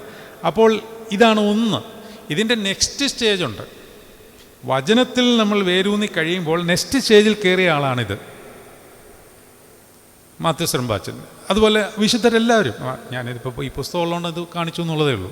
എന്തുകൊണ്ടാണ് ഈ കർത്താവ് മറുപടി കൊടുക്കുന്നത് അദ്ദേഹത്തിന് എഴുതി വയ്ക്കുവാൻ സാധിച്ചത്? അത് ഇതിലേക്കൂടെ കേട്ടത്, അത് ഉള്ളിലെ ആത്മച്ചെവികൾ കൊണ്ടാണ്. വിശുദ്ധ കുർബാന കയറുമ്പോൾ ഞങ്ങളൊരു പ്രാർത്ഥന പ്രാർത്ഥിക്കും. പലവട്ടം അച്ഛ ഇവിടെ പറഞ്ഞിട്ടുണ്ട്, എന്നാലും ഒന്നുകൂടെ പറയുകയാണ്. സർവാധിപതിയും സർവശക്തനുമായ ദൈവമായ കർത്താവേ, അയോഗ്യനും പാപിയുമായ ഞാൻ എൻ്റെ ആന്തരിക കൈകൾ നിങ്കിലേക്ക് നീട്ടിക്കൊണ്ട് ഞാൻ നിന്നോട് മാപ്പപേക്ഷിക്കുന്നു. കർത്താവേ, ഞങ്ങൾ നിന്നോട് പ്രാർത്ഥിക്കുന്നു, പൈശാചികമായ സകല വ്യാപാരങ്ങളിൽ നിന്നും എൻ്റെ ബോധത്തെയും, ദുർമോഹത്തോടെ നോക്കാതിരിക്കുവാൻ എൻ്റെ കണ്ണുകളെയും, വ്യർത്ഥമായത് കേൾക്കാതിരിക്കുവാൻ എൻ്റെ ചെവികളെയും, നിന്ദ്യമായ പ്രവൃത്തിയിൽ നിന്ന് എൻ്റെ കൈകളെയും, നിന്നിൽ ചലിക്കത്തക്കവണ്ണം എൻ്റെ ആന്തരീയ ഇന്ദ്രിയങ്ങളെയും നീ നിയന്ത്രിച്ചു കൊള്ളണമെന്നാണ്. അങ്ങനെ ഞാൻ പൂർണ്ണമായി നിന്നിലായിത്തീർന്നു. അതാണ് ഇച്ചിരി മുമ്പ് അച്ഛൻ പ്രാർത്ഥിച്ചപ്പോൾ അങ്ങനെയല്ലേ പ്രാർത്ഥിച്ചത്? കർത്താവേ, അങ്ങയുടെ ആന്തരീയ ഇന്ദ്രിയങ്ങൾ ശക്തിപ്പെടണമേ എന്നാണ്. ആന്തരീയ ഇന്ദ്രിയങ്ങൾ. അപ്പോൾ അകത്തൊരു ചെവിയുണ്ട്, ആ ചെവിയിൽ കൂടി കേൾക്കുവാൻ തക്കവണ്ണം ബിഗിനിങ് സ്റ്റേജിന് ഈ വചനവുമായിട്ട് രാവും പകലും നമ്മൾ ബന്ധമുണ്ടെങ്കിൽ മാത്രമേ നമ്മൾ പ്രാർത്ഥിക്കാനിരിക്കുമ്പോൾ മോളെ മോനെ എന്നൊരു വിളി കേൾക്കത്തുള്ളൂ. അത് അകത്തെ ചെവി കൊണ്ടാണ് കേൾക്കുന്നത്. ശമൂവേലേ എന്ന് വിളിച്ചപ്പോൾ ഏലി പുരോഹിതന് ഇത് ദൈവത്തിൻ്റെ ശബ്ദമാണ് എന്ന് ശമൂവേൽ ബാലനോട് പറഞ്ഞു കൊടുക്കുവാൻ കാര്യം എന്താണ്? ആ ശബ്ദം ഏലി നേരത്തെ കേട്ടിട്ടുള്ളതുകൊണ്ടാണ്. പക്ഷേ ആ ശബ്ദം ശമൂവേൽ പ്രവാചകൻ വിചാരിച്ചത് തൻ്റെ ഈ ആ ബാഹ്യ ചെവി കൊണ്ടാണ് കേൾക്കുന്നതെന്നാണ്. പക്ഷെ ആയിരുന്നില്ല. അതുകൊണ്ടാണ് ഏലിയുടെ അടുക്കലേക്ക് പോയത്. ബാഹ്യ ചെവി കൊണ്ടാണ് കേട്ടിരുന്നതെങ്കിൽ, ഇതുപോലെയൊരു ശബ്ദമായിരുന്നെങ്കിൽ ഏലിയും അത് കേട്ടേനെ. പക്ഷേ ഏലി കേട്ടില്ല. പക്ഷേ ഏലിക്ക് കാര്യം മനസ്സിലായി. അപ്പോൾ ഞങ്ങൾ ഇന്നലെ സംസാരിച്ച കൂട്ടത്തിൽ അങ്ങനത്തെ ശബ്ദം കേൾക്കുവാൻ നമ്മുടെ ആത്മാവ് പരിശുദ്ധാത്മാവുമായിട്ട് ട്യൂണ്ടായിരിക്കണം. ഈ അന്തരീക്ഷത്തിൽ അനേക ശബ്ദങ്ങളുണ്ട്. ഞാൻ ഈ പറയുന്ന ശബ്ദം നിങ്ങളുടെ ബാഹ്യ ചെവികൾ കൊണ്ടാണ് നിങ്ങൾ കേൾക്കുന്നത്. പക്ഷേ അത് മാത്രമാണോ ഇവിടെ ഉള്ളത്? എന്തെല്ലാം ശബ്ദതരങ്ങൾ ഇവിടെ ഇതിലേക്കൂടെ പോകുന്നുണ്ട്. നിങ്ങളൊരു മൊബൈൽ വെച്ചൊന്ന് ട്യൂൺ ചെയ്താൽ നിങ്ങൾക്ക് വേണ്ടത് എന്താണോ അത് കിട്ടും. ട്യൂൺ ചെയ്യുന്നതനുസരിച്ചിരിക്കും.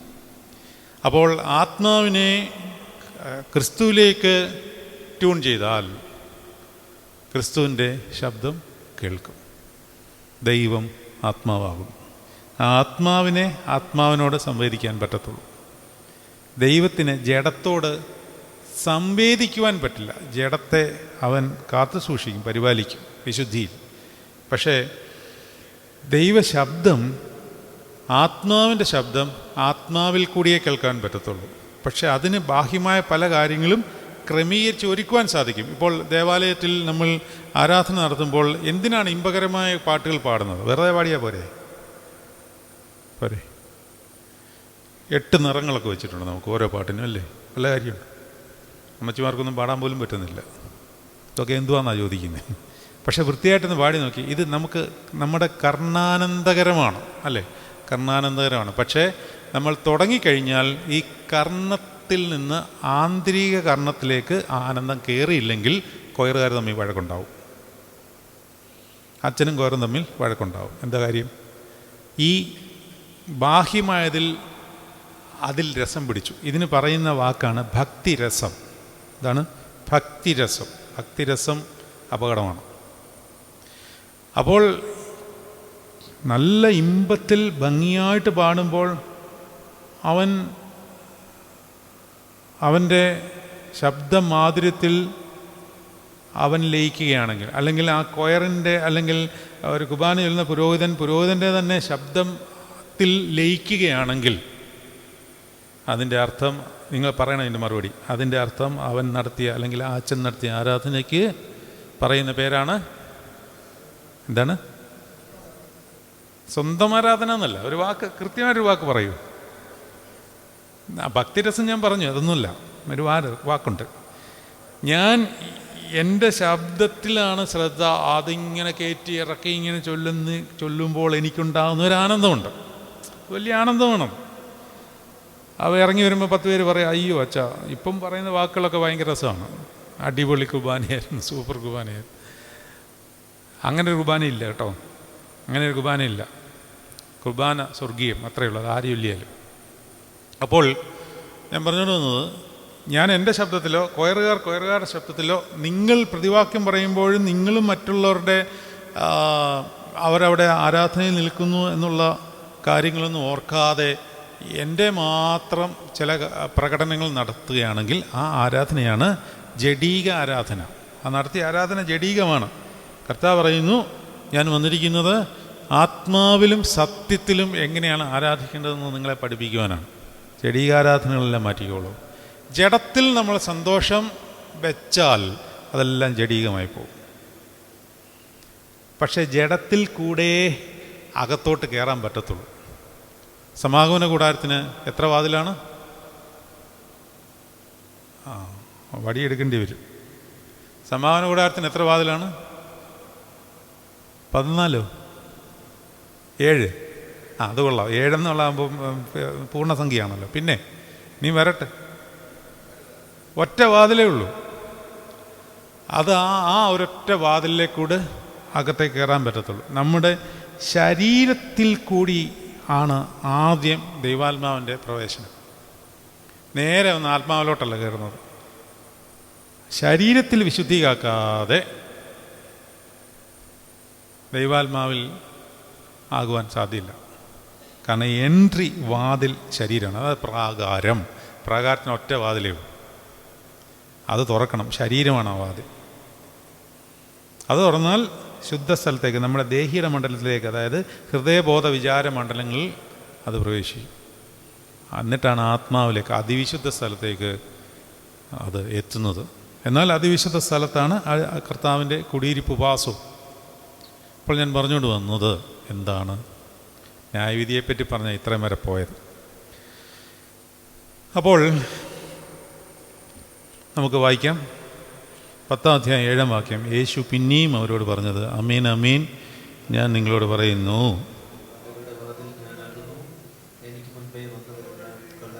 ആടുകളുടെ വാതിൽ ഞാനാകുന്നു. അപ്പോൾ നിങ്ങളിവിടെ കൺഫ്യൂഷനാകരുത്. നേരത്തെ പറഞ്ഞ് ഇനിയും പറയും, ഞാൻ നല്ല ഇടയനാകുന്നു. അതെങ്ങനെ ഇടയനും ആ വാതിലും ഒരുപോലെ ആകുന്നത്?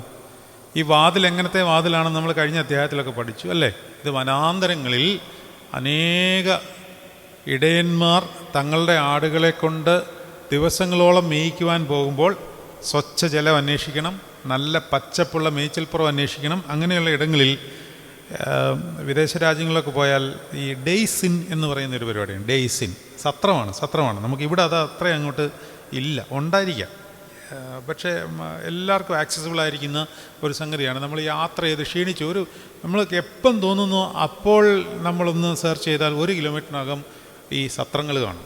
അവിടെ നമുക്ക് റൂം റെൻ്റ് എടുത്തിട്ട് വൈകിട്ട് വരെ അവിടെ സ്റ്റേ ചെയ്തിട്ട് നമുക്ക് ഫ്രഷായിട്ട് യാത്ര തുടരാം. അങ്ങനെയുള്ള ക്രമീകരണങ്ങളൊക്കെ പല രാജ്യങ്ങളിലുമുണ്ട്. ആടുകളെ മേയ്ക്കാൻ പോകുന്ന ഈ ഇടയന്മാർക്ക് രാത്രി അന്തി ഉറങ്ങുവാനും ആടുകളെ വിശ്രമിപ്പിക്കാനുമായിട്ട് വലിയ തൊഴുത്തുകൾ റെൻ്റഡായിട്ടുണ്ട്. അവിടെ 1000 ആടിനെങ്കിലും കയറ്റാം. ഒരിടയന് മിനിമം 100 ആടുകളൊക്കെ കാണും. അതുകൊണ്ടാണല്ലോ കർത്താവ് ഉപമയായി പറഞ്ഞിരിക്കുന്നത്, ഒരുത്തന് 100 ആടുണ്ടായിരുന്നിരിക്കട്ടെ. ഇതൊക്കെ കൃത്യമാണത്. മിനിമം 100 ആടുകൾ കാണും. അപ്പോൾ മിനിമമാണ്. അപ്പോൾ ഈ 100-150 ആടുകളെയും കൊണ്ട് ദാവീദ് വരുന്നു. അതിൻ്റെ പുറകെ ബെന്യാമീൻ വേറെ ഒരു 150 എണ്ണത്തിനെ കൊണ്ടുവരുന്നു, അല്ലെങ്കിൽ വേറൊരാൾ വരുന്നു. അപ്പോൾ ഈ ആടുകളെല്ലാം കൂടെ രാത്രിയിൽ ഒരുമിച്ചാണ് ഈ ടെൻറ്റിൽ കിടക്കുന്നത്. ഇത് വലിയ തൊഴുത്താണ്, അല്ലാതെ വീടുകളിലെ ഇൻഡിവിജ്വൽ തൊഴുത്തല്ല. ഇതൊക്കെ നമ്മൾ പറഞ്ഞ കാര്യമാണ്, കേൾക്കാത്തവർക്കൊന്നുകൂടെ പറയുന്നതാണ്. അപ്പോൾ ആ വാതിലിന് ഒരു കാവൽക്കാരനുണ്ട്. ആ കാവൽക്കാരൻ്റെ ഡ്യൂട്ടി എന്ന് പറഞ്ഞാൽ ആടുകളെ കൃത്യമായി സംരക്ഷിക്കുക എന്ന് മാത്രമല്ല, ഇടയന് മാത്രമേ അതിലോട്ട് എൻട്രി ഉള്ളൂ. അപ്പോൾ ഈ കാവൽക്കാരന് ഈ ഇടയന്മാരെല്ലാം അറിയാം. അപ്പോൾ ഒരു ഇടയൻ വന്നു കഴിഞ്ഞാൽ ഇടയനാണെന്ന് മനസ്സിലാക്കി അകത്ത് കയറ്റി വിട്ട് കഴിഞ്ഞാൽ ഇടയൻ ആടുകളെ പേർ ചൊല്ലി വിളിക്കും. വായിച്ചോ, യെശയ്യാവ് 43:1. ഇപ്പോഴോ യാക്കോബേ നിന്നെ സൃഷ്ടിച്ചവൻ, ഇസ്രായേലേ ഇപ്പോഴോ യാക്കോബേ നിന്നെ സൃഷ്ടിച്ചവനും ഇസ്രായേലേ നിന്നെ നിർമ്മിച്ചവനുമായ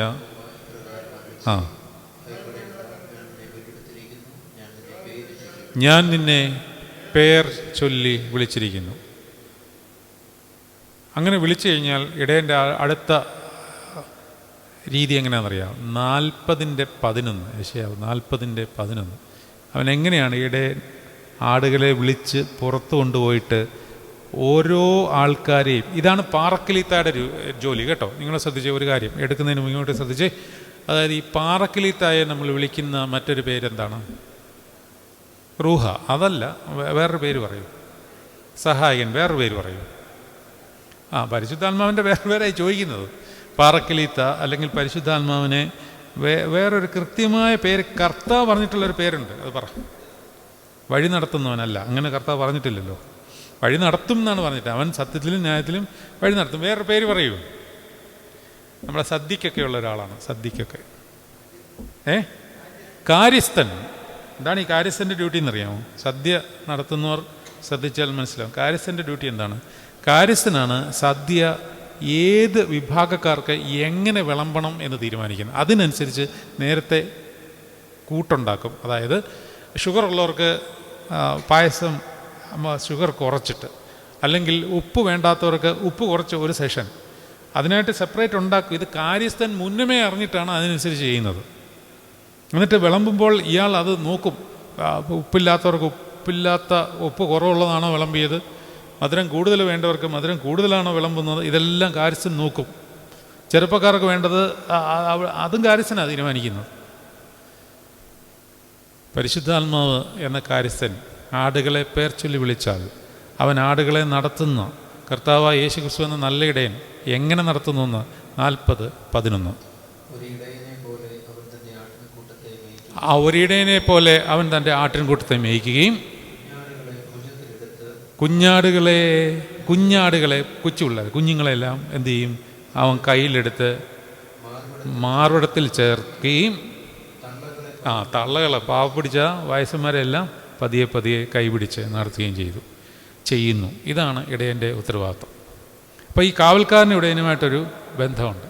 എന്നാൽ പിന്നീട് കർത്താവ് പറയാണ്, ഞാനാണ് വാതിൽ, ഞാൻ വാതിലാകും എന്ന് പറഞ്ഞാൽ അർത്ഥം എന്താണ്? ഈ വാതിലിലൂടെ അല്ലാതെ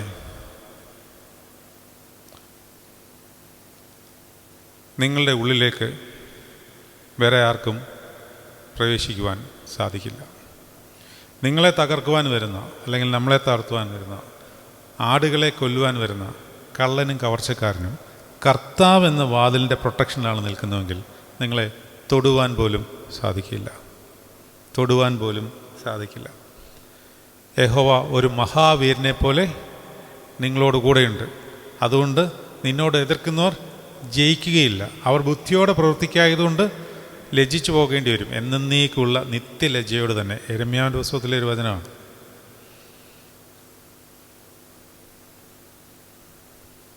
അതാണ് കർത്താവിൻ്റെ പ്രൊട്ടക്ഷൻ. ആവർത്തനം 33:25 ഒന്നുകൂടെ വായിച്ച്. നല്ല വചനമാണ്, വായിച്ചു. ആവർത്തനം 33:25. ഒരിടയൻ പ്രൊട്ടക്റ്റ് ചെയ്യുന്നത് മുമ്പിലും പുറകിലും ഇടത്തും വലത്തും മധ്യയും. നിന്റെ ഓടാമ്പൽ ജീവപര്യന്തം. നമുക്കൊരു ബലം പരിശുദ്ധാത്മാവിലുള്ള കർത്താവിൽ, അവൻ്റെ അമിത ബലത്തിലും ശക്തിപ്പെടുവീൻ എന്ന് പൗലോസ് പറഞ്ഞിരിക്കുന്ന ആ ബലം എന്നുവരെ നിലനിൽക്കട്ടെ എന്ന്, മരിക്കുന്നവരെ നിലനിൽക്കട്ടെ. യശൂരോനേ എന്ന് പറഞ്ഞാൽ ഇസ്രായേലെ, അവിടെ നമ്മുടെ പേര് വിളിക്കാം. യശൂരോനേ, അതായത് ടിജുവച്ച, നിന്റെ ദൈവത്തെ പോലെ മറ്റൊരുത്തനുമില്ല. അവൻ നിന്റെ സഹായത്തിനായി അവൻ ആകാശത്തിലൂടെ തൻ്റെ മഹിമയിൽ മേഘാരുടനായി എഴുന്നള്ളുന്നു. മേളിൽ ഒരു വലിയ ഇടയൻ്റെ പ്രൊട്ടക്ഷൻ. എന്നിട്ടോ പുരാതനമായ ദൈവം നിന്റെ സങ്കേതം, കീഴെ ശാശ്വത ഭുജങ്ങളുണ്ട്. യെശയ്യാവ് 52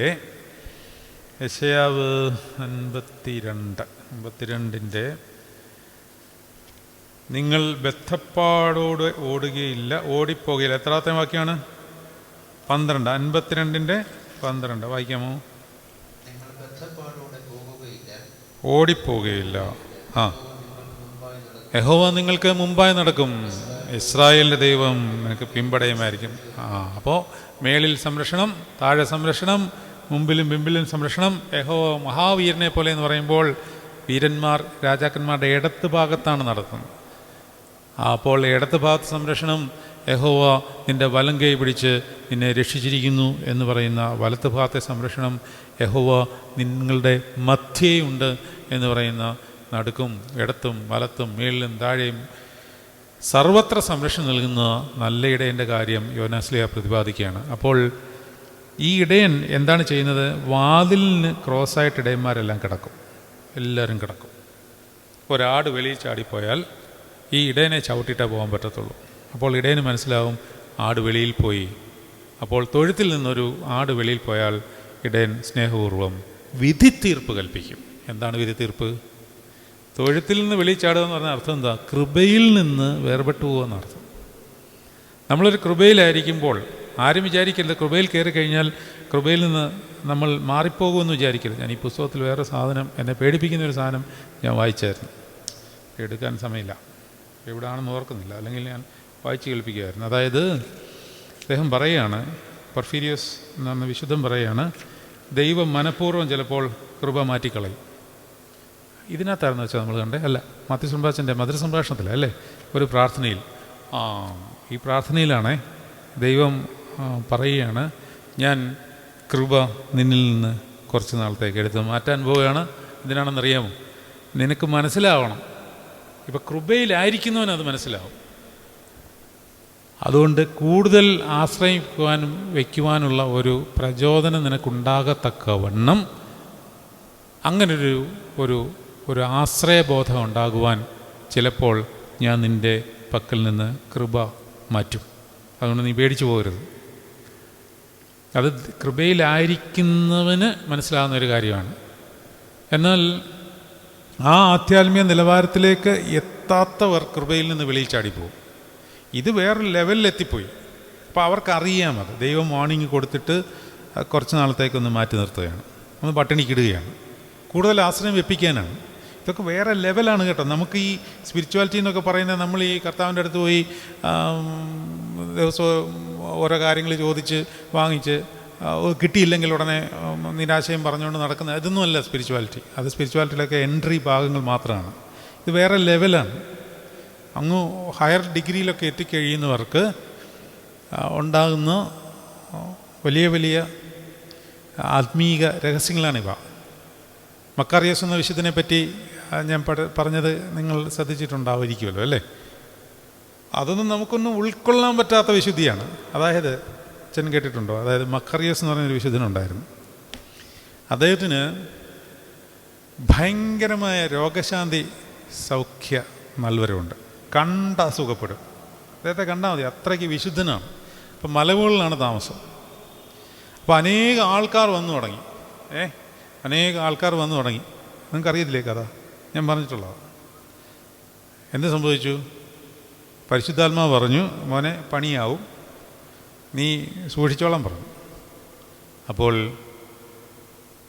മക്കാറിയസിന് മനസ്സിലായി, പ്രശസ്തി വർദ്ധിക്കാൻ പോവുക, ഇതെൻ്റെ ആധ്യാത്മിക ജീവിതത്തെ ബാധിക്കും. അദ്ദേഹം എന്ത് ചെയ്യുന്നറിയാമോ? പരിശുദ്ധാത്മാവ് തന്നെ പറഞ്ഞു കൊടുത്ത ഒരു പരിപാടിയാണ്. അദ്ദേഹം ആളുകളിങ്ങനെ കുമിഞ്ഞുകൂടി വരികയാണ്. ചുമ്മാ കണ്ട തൊട്ടാൽ അപ്പം സൗഖ്യമാവും. അപ്പോൾ മക്കാറിയോസ് എന്ത് ചെയ്തു? മക്കാറിയോസ് പിതാവ് വേഷപ്രച്ഛന്നനായി താടിമുടിയൊക്കെ വടിച്ച് താഴെ മലയുടെ അടിവാരത്തിൽ വന്ന് നിന്ന് അവിടെ നിൽക്കാൻ തുടങ്ങി, ഒരു ഭിക്ഷക്കാരനെ പോലെ. അല്ലെങ്കിൽ തന്നെ കണ്ടാൽ മനസ്സിലാകത്തില്ല. അപ്പോൾ ആളുകൾ വന്നുകൊണ്ടിരിക്കുക. അപ്പം വരുന്നവരെല്ലാം വിളിച്ചിട്ട് പറയും, ഇങ്ങോട്ട് പോവാം, അത് മക്കാറിയോസിനെ കാണാൻ പോകാമെന്ന് പറയും. മക്കാറിയോസ് പറയും, വേറെ പണിയൊന്നുമില്ല, ആൾ വെറും കള്ളനാണ്, ചുമ്മാ മഹാമോശമാണ്, പെണ്ണുപിടിയനൊക്കെയാണ്, അതുകൊണ്ട് അങ്ങോട്ടങ്ങ് പോകല്ലേ, അത് ചുമ്മാ അതിൻ്റെ മന്ത്രമൊക്കെയാണ്. അങ്ങനെ പതുക്കെ പതുക്കെ ഇദ്ദേഹം തന്നെ ആളുകളെ തിരിച്ചു വിടാൻ തുടങ്ങി. അതിനകത്തെ അത്ഭുതം എന്താണെന്നറിയാമോ? ഈ തിരിച്ചു പോകുന്നവർക്ക് ഈ സൗഖ്യം ഉണ്ടാവുക. അപ്പോൾ ആളുകൾ വിചാരിച്ചു മക്കാറിയാൻസിനേക്കാൾ വലിയ ആളോ ഏതോ ഒരു പാർട്ടി താഴെയുണ്ട്, ഇനിയിപ്പോൾ അത് കണ്ടാൽ മതി എന്ന് വിചാരിച്ചു. ആളുകൾ പതുക്കെ കുറഞ്ഞു തുടങ്ങിയപ്പോൾ ഇദ്ദേഹം തിരിച്ച് മലയിൽ കയറിപ്പോയി. മലയിൽ ഒരുത്തനും ഇപ്പം വരുന്നില്ല. അദ്ദേഹവും സന്തോഷവാനായി. ആൾക്കാർക്ക് ഇതെവിടാ പോയത്, ആരെന്തോന്നും അറിയത്തില്ല. കുറേ പേർക്ക് ഈ താഴത്തെ വന്ന ആളെ കണ്ട് സൗഖ്യം പ്രാപിച്ചു പോയി. ഇതൊരു വേറൊരു തലമാണ്. സ്വന്തമായിട്ട് ചെളിവാരി തേച്ച് സ്വന്തം പേര് ഇല്ലാണ്ടാക്കുന്ന ആധ്യാത്മികതയെപ്പറ്റി നമുക്ക് ചിന്തിക്കാൻ പറ്റുമോ? നമ്മളെത്ര ആളുകളെ കൂട്ടാനാണ് നമ്മൾ ഉദ്ദേശിക്കുന്നത് അല്ലേ? നമുക്കൊരു ധ്യാനം നടത്തുമ്പോഴോ അല്ലെങ്കിൽ ഇതുപോലൊരു ശുശ്രൂഷ ചെയ്യുമ്പോഴോ, അയ്യോ ഇത്രയും പേരെ വന്നുള്ളോ, അല്ലെങ്കിൽ ഇത്രയും പേരെ ഉള്ളോ, ഇതും കൊണ്ടെങ്ങനെ നടത്തുന്നത്, നിർത്തിയേക്കാം. അതല്ല, ദൈവ ശുശ്രൂഷ ആളുകളുടെ ബലത്തിലല്ല. നമ്മളിപ്പോൾ കേൾക്കുന്നതും പറയുന്നതുമായ വചനങ്ങൾ ഇവിടെ കിടന്നോളും, അന്തരീക്ഷത്തിൽ കിടന്നോളും, ആരും ഇല്ലെങ്കിലും അതവിടെ കിടന്നോളും. അതാണ് നമുക്ക് വേണ്ടി സാക്ഷി പറയുന്നത്. നമ്മുടെ വായിൽ നിന്നുള്ള വചനങ്ങൾ, നമ്മൾ 51 സങ്കീർത്തനത്തിൽ പറയുമല്ലോ, നിൻ്റെ വാക്കുകളാൽ നീ നീതീകരിക്കപ്പെടും അല്ലേ? നിൻ്റെ വാക്കുകളാലാണ് നീ നീതീകരിക്കപ്പെടുന്നത്. അപ്പോൾ നമ്മളൊരാളെ അധിക്ഷേപിച്ച് പറഞ്ഞാൽ അത് നമുക്കെതിരെ ന്യായം വിധിക്കും. ന്യായവിധി അതാണ്. ഇന്ന് ന്യായവിധിയെപ്പറ്റി പറയാനാണെന്ന് തോന്നുന്നു. ഒന്നും ആവുന്നില്ല, ഇത് നീങ്ങുന്നില്ലല്ലോ. ഇതാണ് ന്യായവിധി. ക്രിസ്തു ജനിച്ചത് ന്യായവിധി. മകളെ പാപം ചെയ്യരുത് എന്ന് പറഞ്ഞത് ന്യായവിധി. ന്യായപ്രമാണത്തിൻ്റെ വിധിയല്ല, ന്യായവിധി, ന്യായമായ വിധിയാണ് ന്യായവിധി എന്ന് പറയുന്നത്. ന്യായപ്രമാണത്തിൻ്റെ വിധിയല്ല, ന്യായമായ വിധി. എന്താണ്? ദൈവസന്നിധിയിൽ ന്യായമായ വിധി, അതാണ് ന്യായവിധി. എന്താണ് ന്യായവിധി? പാപം ചെയ്യരുത് എന്ന് പറഞ്ഞാൽ വിശുദ്ധിയോടെ ജീവിച്ചോളൂ, ഇതാണ് ന്യായവിധി. വിശുദ്ധിയോടെ ജീവിച്ചോളൂ എന്ന് കർത്താവ് പറയുമ്പോൾ അതിൻ്റെ കൂടെ വേറൊരു സാധനവും കൂടെ തന്നുവിടും. എന്താണ്? പറയൂ, നിങ്ങൾ പറയണം. എന്ത്? കരുണയോ? കരുണയല്ല. കർത്താവ് ഒരു കാര്യം പറയുമ്പോൾ, മകളെ പാപം ചെയ്യരുത് എന്ന് പറയുമ്പോൾ, നിങ്ങൾ ശ്രദ്ധിച്ചിട്ടില്ലേ ആ സ്ത്രീ പിന്നീട് പാപം ചെയ്തതായിട്ടോ അല്ലെങ്കിൽ ആ രീതിയിൽ പിന്നെ കണ്ടിട്ടില്ല, കർത്താവിൻ്റെ പുറകെയാണ് പിന്നെ. അതിൻ്റെ അർത്ഥം എന്താണ്? അതിൻ്റെ അർത്ഥം എന്താണ്? കർത്താവ് ഒരു കാര്യം കൽപ്പിച്ചാൽ അതിൻ്റെ കൂടെ അത് പാലിക്കുവാനുള്ള ശക്തിയും കൂടെ തരും. ശക്തി, അധികാരം മാത്രമല്ല, ശക്തി. അധികാരം കൊണ്ട് മാത്രം കാര്യമാവുന്നില്ല, അധികാരം വേണം, ദൈവിക അധികാരം. പക്ഷേ ദൈവിക ശക്തി ഇല്ലാതെ അധികാരം കിട്ടിയ ഒരു കഥയില്ല. പലതവണ പറഞ്ഞിട്ടുള്ളതാണ്, എനിക്ക് കുർബാന ചൊല്ലാനുള്ള അധികാരമുണ്ട്, എവിടെ ചെന്നാലും ചൊല്ലാം. മലങ്കര സഭയിലെ ഏത് പള്ളിയിലും എനിക്ക് വിശുദ്ധ കുർബാന ചൊല്ലാനുള്ള അധികാരം പരിശുദ്ധാത്മാവ് സഭയിൽ കൂടി എനിക്ക് കൈമാറി തന്നിട്ടുണ്ട്. പക്ഷേ ചൊല്ലാമെന്നുള്ളതിൽ ശക്തി ഇല്ലെങ്കിൽ ഇതിൽ കാര്യമില്ല. ശക്തി കിട്ടണമെങ്കിൽ എന്ത് കൊടുക്കണം? വില കൊടുക്കണം. വില കൊടുക്കണം, ചുമ്മാ കിട്ടത്തില്ല. അധികാരം സൗജന്യമാണ്, ശക്തിക്ക് വില കൊടുക്കണം. നമ്മൾ കർത്താവിൻ്റെ അടുത്ത് ഇരുന്ന് പ്രാപിക്കേണ്ടതാണ് ശക്തി. ഉപവസിച്ച് നേടിയെടുക്കുന്നതാണ് ശക്തി. നേടിയെടുക്കുക എന്ന് പറഞ്ഞാൽ നമ്മുടെ മിടുക്കൊണ്ട് സംഭവിക്കുന്നതല്ല, അത് കൃപയാൽ സംഭവിക്കുന്നതാണ്. പക്ഷേ ഈ ഒരു സമർപ്പണം ആവശ്യമാണ്. സമർപ്പണം. ഇന്നലെ ഞങ്ങൾ ആ വാക്കുകൾ സംസാരിക്കുകയാണ്. സമർപ്പണം. സമർപ്പണം എന്ന് പറഞ്ഞാൽ എന്താണ് അർത്ഥം? സമർപ്പണം എന്ന് പറയുമ്പോൾ നമ്മൾ അങ്ങോട്ട് കൊടുക്കുകയാണ്, അതിനാണ് സമർപ്പണം എന്ന് പറയുന്നത്. വിശുദ്ധ ബലി എന്താണ്? അർപ്പണമാണ്, അമർപ്പണം. സമർപ്പണം എന്ന് പറയുമ്പോൾ സമ്പൂർണമായി അർപ്പിക്കുന്നതിനെയാണ് സമർപ്പണം എന്ന് പറയുന്നത്. അപ്പോൾ എന്താണ് സംഭവിക്കുന്നത്? ഞാനൊരിക്കൽ ഒരു അച്ഛനോട് സംസാരിക്കുകയാണ്. ഞാൻ അദ്ദേഹത്തെ വേറെ രീതിയിൽ പറയല്ല. അപ്പം ഞങ്ങളിങ്ങനെ ഓരോ കാര്യം സംസാരിച്ചുകൊണ്ടിരുന്നപ്പോൾ ഞാൻ അച്ഛനോട് പറഞ്ഞാൽ, ഒരു വിശുദ്ധ കുർബാന നന്നായി നമ്മൾ അർപ്പിച്ച് ചൊല്ലിയാൽ നമ്മുടെ ശരീരം തളർന്നു പോകും. നമ്മളെ പിന്നെ ഒന്നിനും കൊള്ളില്ല. ആത്മാവ് തിളച്ച് നിൽക്കുമായിരിക്കും, പക്ഷേ ശരീരം വല്ലാതെ ക്ഷീണിക്കും. അപ്പോൾ അച്ഛൻ എന്നോട് തർക്കിച്ചു, അങ്ങനെയല്ല, ഭയങ്കര ആനന്ദമാണ്, അത് നമുക്ക് നല്ല ഉഷാറാണ് ഉണ്ടാവേണ്ടത്. ഉഷാറൊക്കെയാണ്, പക്ഷേ ശരീരം തളർന്നു പോകും. ഉഷാർ എവിടെ? ആത്മാവ് നല്ല തിളച്ച് നിൽക്കും, ശരീരം തളർന്നു പോകും. എന്താണ് കാര്യം? ശരീരം തളരത്തില്ല. എപ്പോൾ? ജഡീകമായ ആരാധനയാണെങ്കിൽ തളരത്തില്ല. നമ്മളെ ചൊലുത്തിലും കൊയറിലും അല്ലെങ്കിൽ വരാൻ പോകുന്ന പൊതുവോ മീറ്റിങ്ങിൻ്റെ പ്ലാനിങ്ങിലും ഒരു കുർബാന ചൊല്ലിയാൽ അതൊന്നും അർപ്പണമാവുന്നില്ല. അർപ്പിക്കുക എന്ന് പറഞ്ഞാൽ നമ്മൾ വി ആർ ഗീവിങ് എവറിത്തിങ്. നമ്മൾ എടുത്തങ്ങോട്ട് കൊടുക്കുകയാണ്, നമ്മൾ പറിച്ചങ്ങോട്ട് വെക്കുകയാണ്. കാൽവറിയിൽ കർത്താവ് ചെയ്തത് അർപ്പണമാണ്, അല്ലേ? അത് മുഴുവൻ ശരീരവും കൊടുത്തു, ശരീരവും മനസ്സും മുഴുവൻ കൊടുത്തു കഴിഞ്ഞപ്പോൾ ഇല്ലാണ്ടായിപ്പോയി. അത്രയും നമുക്ക് വേണ്ട, കാരണം കർത്താവ് നമുക്ക് വേണ്ടി അത് അനുഷ്ഠിച്ച് പൂർത്തീകരിച്ചിട്ടുണ്ട്. പക്ഷേ നമ്മൾ വിശുദ്ധ ബലിയിൽ വരുമ്പോൾ അർപ്പിക്കുകയാണ്, കൊടുക്കുകയാണ്. അപ്പോൾ അതുകൊണ്ടാണ് തലേന്ന് സന്ധ്യ തൊട്ടേ പിതാക്കന്മാർ അതിനുവേണ്ടിയുള്ള ക്രമീകരണം വെച്ചിരിക്കുന്നത്. ഒരുങ്ങി വരിക. ആ ഒരുങ്ങുക എന്ന് പറഞ്ഞാൽ എന്താ അർത്ഥം? അർപ്പിക്കുകയാണ്. അന്നേരം തൊട്ട് തുടങ്ങി, അന്നേരം തൊട്ടല്ല. അതായത് വേറൊരു കാര്യം കൂടെ പറയാം, ഇതിലോട്ടൊന്നും കയറുന്നില്ലല്ലോ ദൈവമേ, ഇത് എന്ന് പോവും. അതായത് ഒരു കുർബാനയിൽ ഞായറാഴ്ച ദിവസം സംബന്ധിക്കുവാൻ ഉള്ള ഒരുക്കമാണ്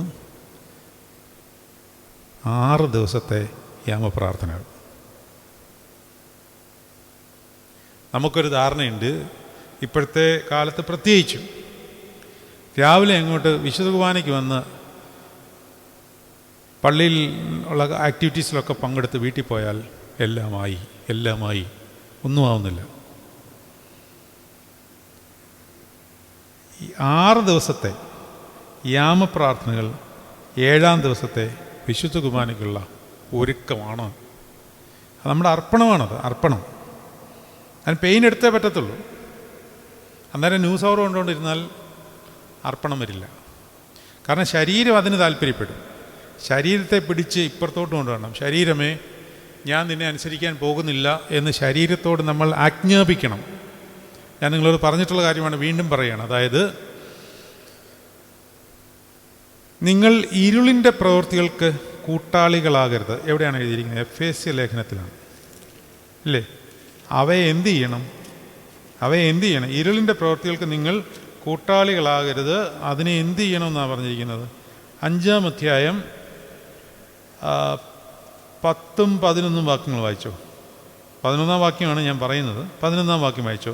എഫേസ്യ ലേഖനം 5-ാം അധ്യായം 11-ാം വാക്യം. ഇരുട്ടിൻ്റെ അച്ഛാന്ന് വായിച്ചേ. ഇരുട്ടിന്റെ നിഷ്ഫല പ്രവൃത്തികളിൽ കൂട്ടാളികളാകരുത്, അവയെ ശാസിക്കുകയാണ് വേണ്ടത്.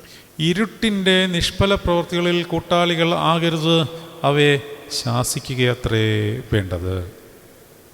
ഇവിടെ നിന്ന് ശ്രദ്ധിച്ചേ, എങ്ങനെ ശാസിക്കും?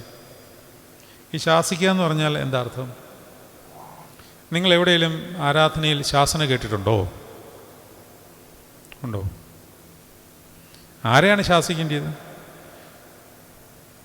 നമ്മൾ ശാസിക്കുന്നത് ആരെയാണ്? പറ, ആരെയാണ് നമ്മൾ ശാസിക്കുന്നത്? എന്നോട് സ്നേഹപരമായിട്ട് നിൽക്കുന്ന അച്ഛനെ ഞാൻ ശാസിക്കേണ്ട കാര്യമുണ്ടോ? ഞാൻ പറയുന്നതെല്ലാം ചെയ്യുന്നുണ്ട്. എൻ്റെ കൽപ്പനകളെല്ലാം, ഞാൻ പറയുന്ന എല്ലാം അച്ഛനെ ചെയ്തു തരുന്നു എന്ന് വിചാരിക്കുക. ഞാൻ അച്ഛനെ ശാസിക്കേണ്ട കാര്യമുണ്ടോ? എപ്പോഴാണ് ശാസിക്കേണ്ടത്? അനുസരിക്കാത്തപ്പോഴോ അല്ല എൻ്റെ ഇംഗിതത്തിന് ഒത്തുവരാത്തപ്പോഴോ ഞാൻ ശാസിക്കും. അതുപോലെ തന്നെ ദൈവത്തിൽ നിന്ന് നമ്മൾ മുമ്പേ പറഞ്ഞ കൃപാവലയത്തിൽ നിന്ന് മാറിപ്പോകുമ്പോൾ ദൈവം നമ്മളെ ശാസിക്കും. എബ്രായ ലേഖനം എടുത്തേ, അതോടെ വായിച്ച് പോയിട്ട് പോവാം. എബ്രായ ലേഖനത്തിൽ അപ്പൻ ശിക്ഷിക്കാത്ത മകൻ ഏതാണുള്ളത്? അതെവിടെയാണ് പറഞ്ഞിരിക്കുന്നത്? ഏതാ? 12-ാം അധ്യായം വായിച്ചോളൂ. അതായത് 5-ാം വാക്യം തൊട്ട്.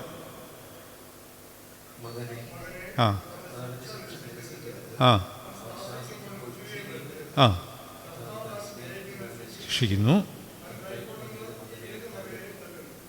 കൈക്കൊള്ളുന്ന ഏത് മകനെയും തല്ലുന്നു. അതെന്തിനാണ് തല്ലുന്നതെന്നറിയാമോ? എന്തിനാണ് തല്ലുന്നത്? ജഡപ്രകാരമുള്ള പിതാക്കന്മാർ നമ്മളെ ശിക്ഷയ്ക്ക് വിധിച്ചപ്പോൾ നമ്മൾ അവരോട് അനുസരിച്ച് പോരുന്നില്ല. അച്ഛാ അതൊന്ന് വായിച്ചേ. അതായത് 9-ാം വാക്യം വായിച്ചു വെച്ചാൽ, നമ്മുടെ ജഡസംബന്ധമായ പിതാക്കന്മാർ നമ്മളെ ശിക്ഷിച്ചപ്പോൾ നാം അവരെ വണങ്ങിപ്പോന്നു. അതായത് നമ്മുടെ അപ്പന്മാർ ചില തെറ്റുകൾ ചെയ്യുമ്പോൾ നമ്മളെ ശാസിക്കും, ചിലപ്പോൾ അടിക്കും, നമ്മൾ ശിരസ വഹിക്കും. ആത്മാക്കളുടെ പിതാവിന് ഏറ്റവും അധികമായി കീഴടങ്ങി ജീവിക്കേണ്ടതല്ലയോ? അവരെന്തിനാണ് അത് അങ്ങനെ കീഴടങ്ങി ജീവിക്കുന്നതെന്ന് അടുത്ത വാക്യം. അവർ ശിക്ഷിച്ചത് കുറേ കാലവും തങ്ങൾക്ക് ബോധിച്ച പ്രകാരവും അത്ര. ആര്? ജഡപ്രകാരമുള്ള പിതാക്കന്മാർ ശിക്ഷിച്ചത് അവർക്ക് ബോധിച്ച പ്രകാരമാണ്. പക്ഷേ അവനോ, അതായത് ആത്മാക്കളുടെ പിതാവോ, നാം അവൻ്റെ വിശുദ്ധി പ്രാപിക്കേണ്ടതിനത്രേ നമ്മുടെ ഗുണത്തിനായിട്ട് തന്നെ ശിക്ഷിക്കുന്നത്. ഇതിനു വേണ്ടിയാണ് ശിക്ഷിക്കുന്നത്. അപ്പോൾ ശാസന ഉണ്ട്, അത് ദൈവശാസന. ഇനി നമ്മളോട് പൗലോസ്ലീഹ പറയുകയാണ്, നിങ്ങൾ ശാസിക്കണം. ആരെ ശാസിക്കണം? ഇരുളിൻ്റെ പ്രവൃത്തിയെ ശാസിക്കണം. ഞാൻ ആദ്യം ചോദിച്ചു, ഏതെങ്കിലും ഒരു പ്രാർത്ഥന നിങ്ങൾ എവിടെയെങ്കിലും കേട്ടിട്ടുണ്ടോ ശാസിക്കുന്നത്?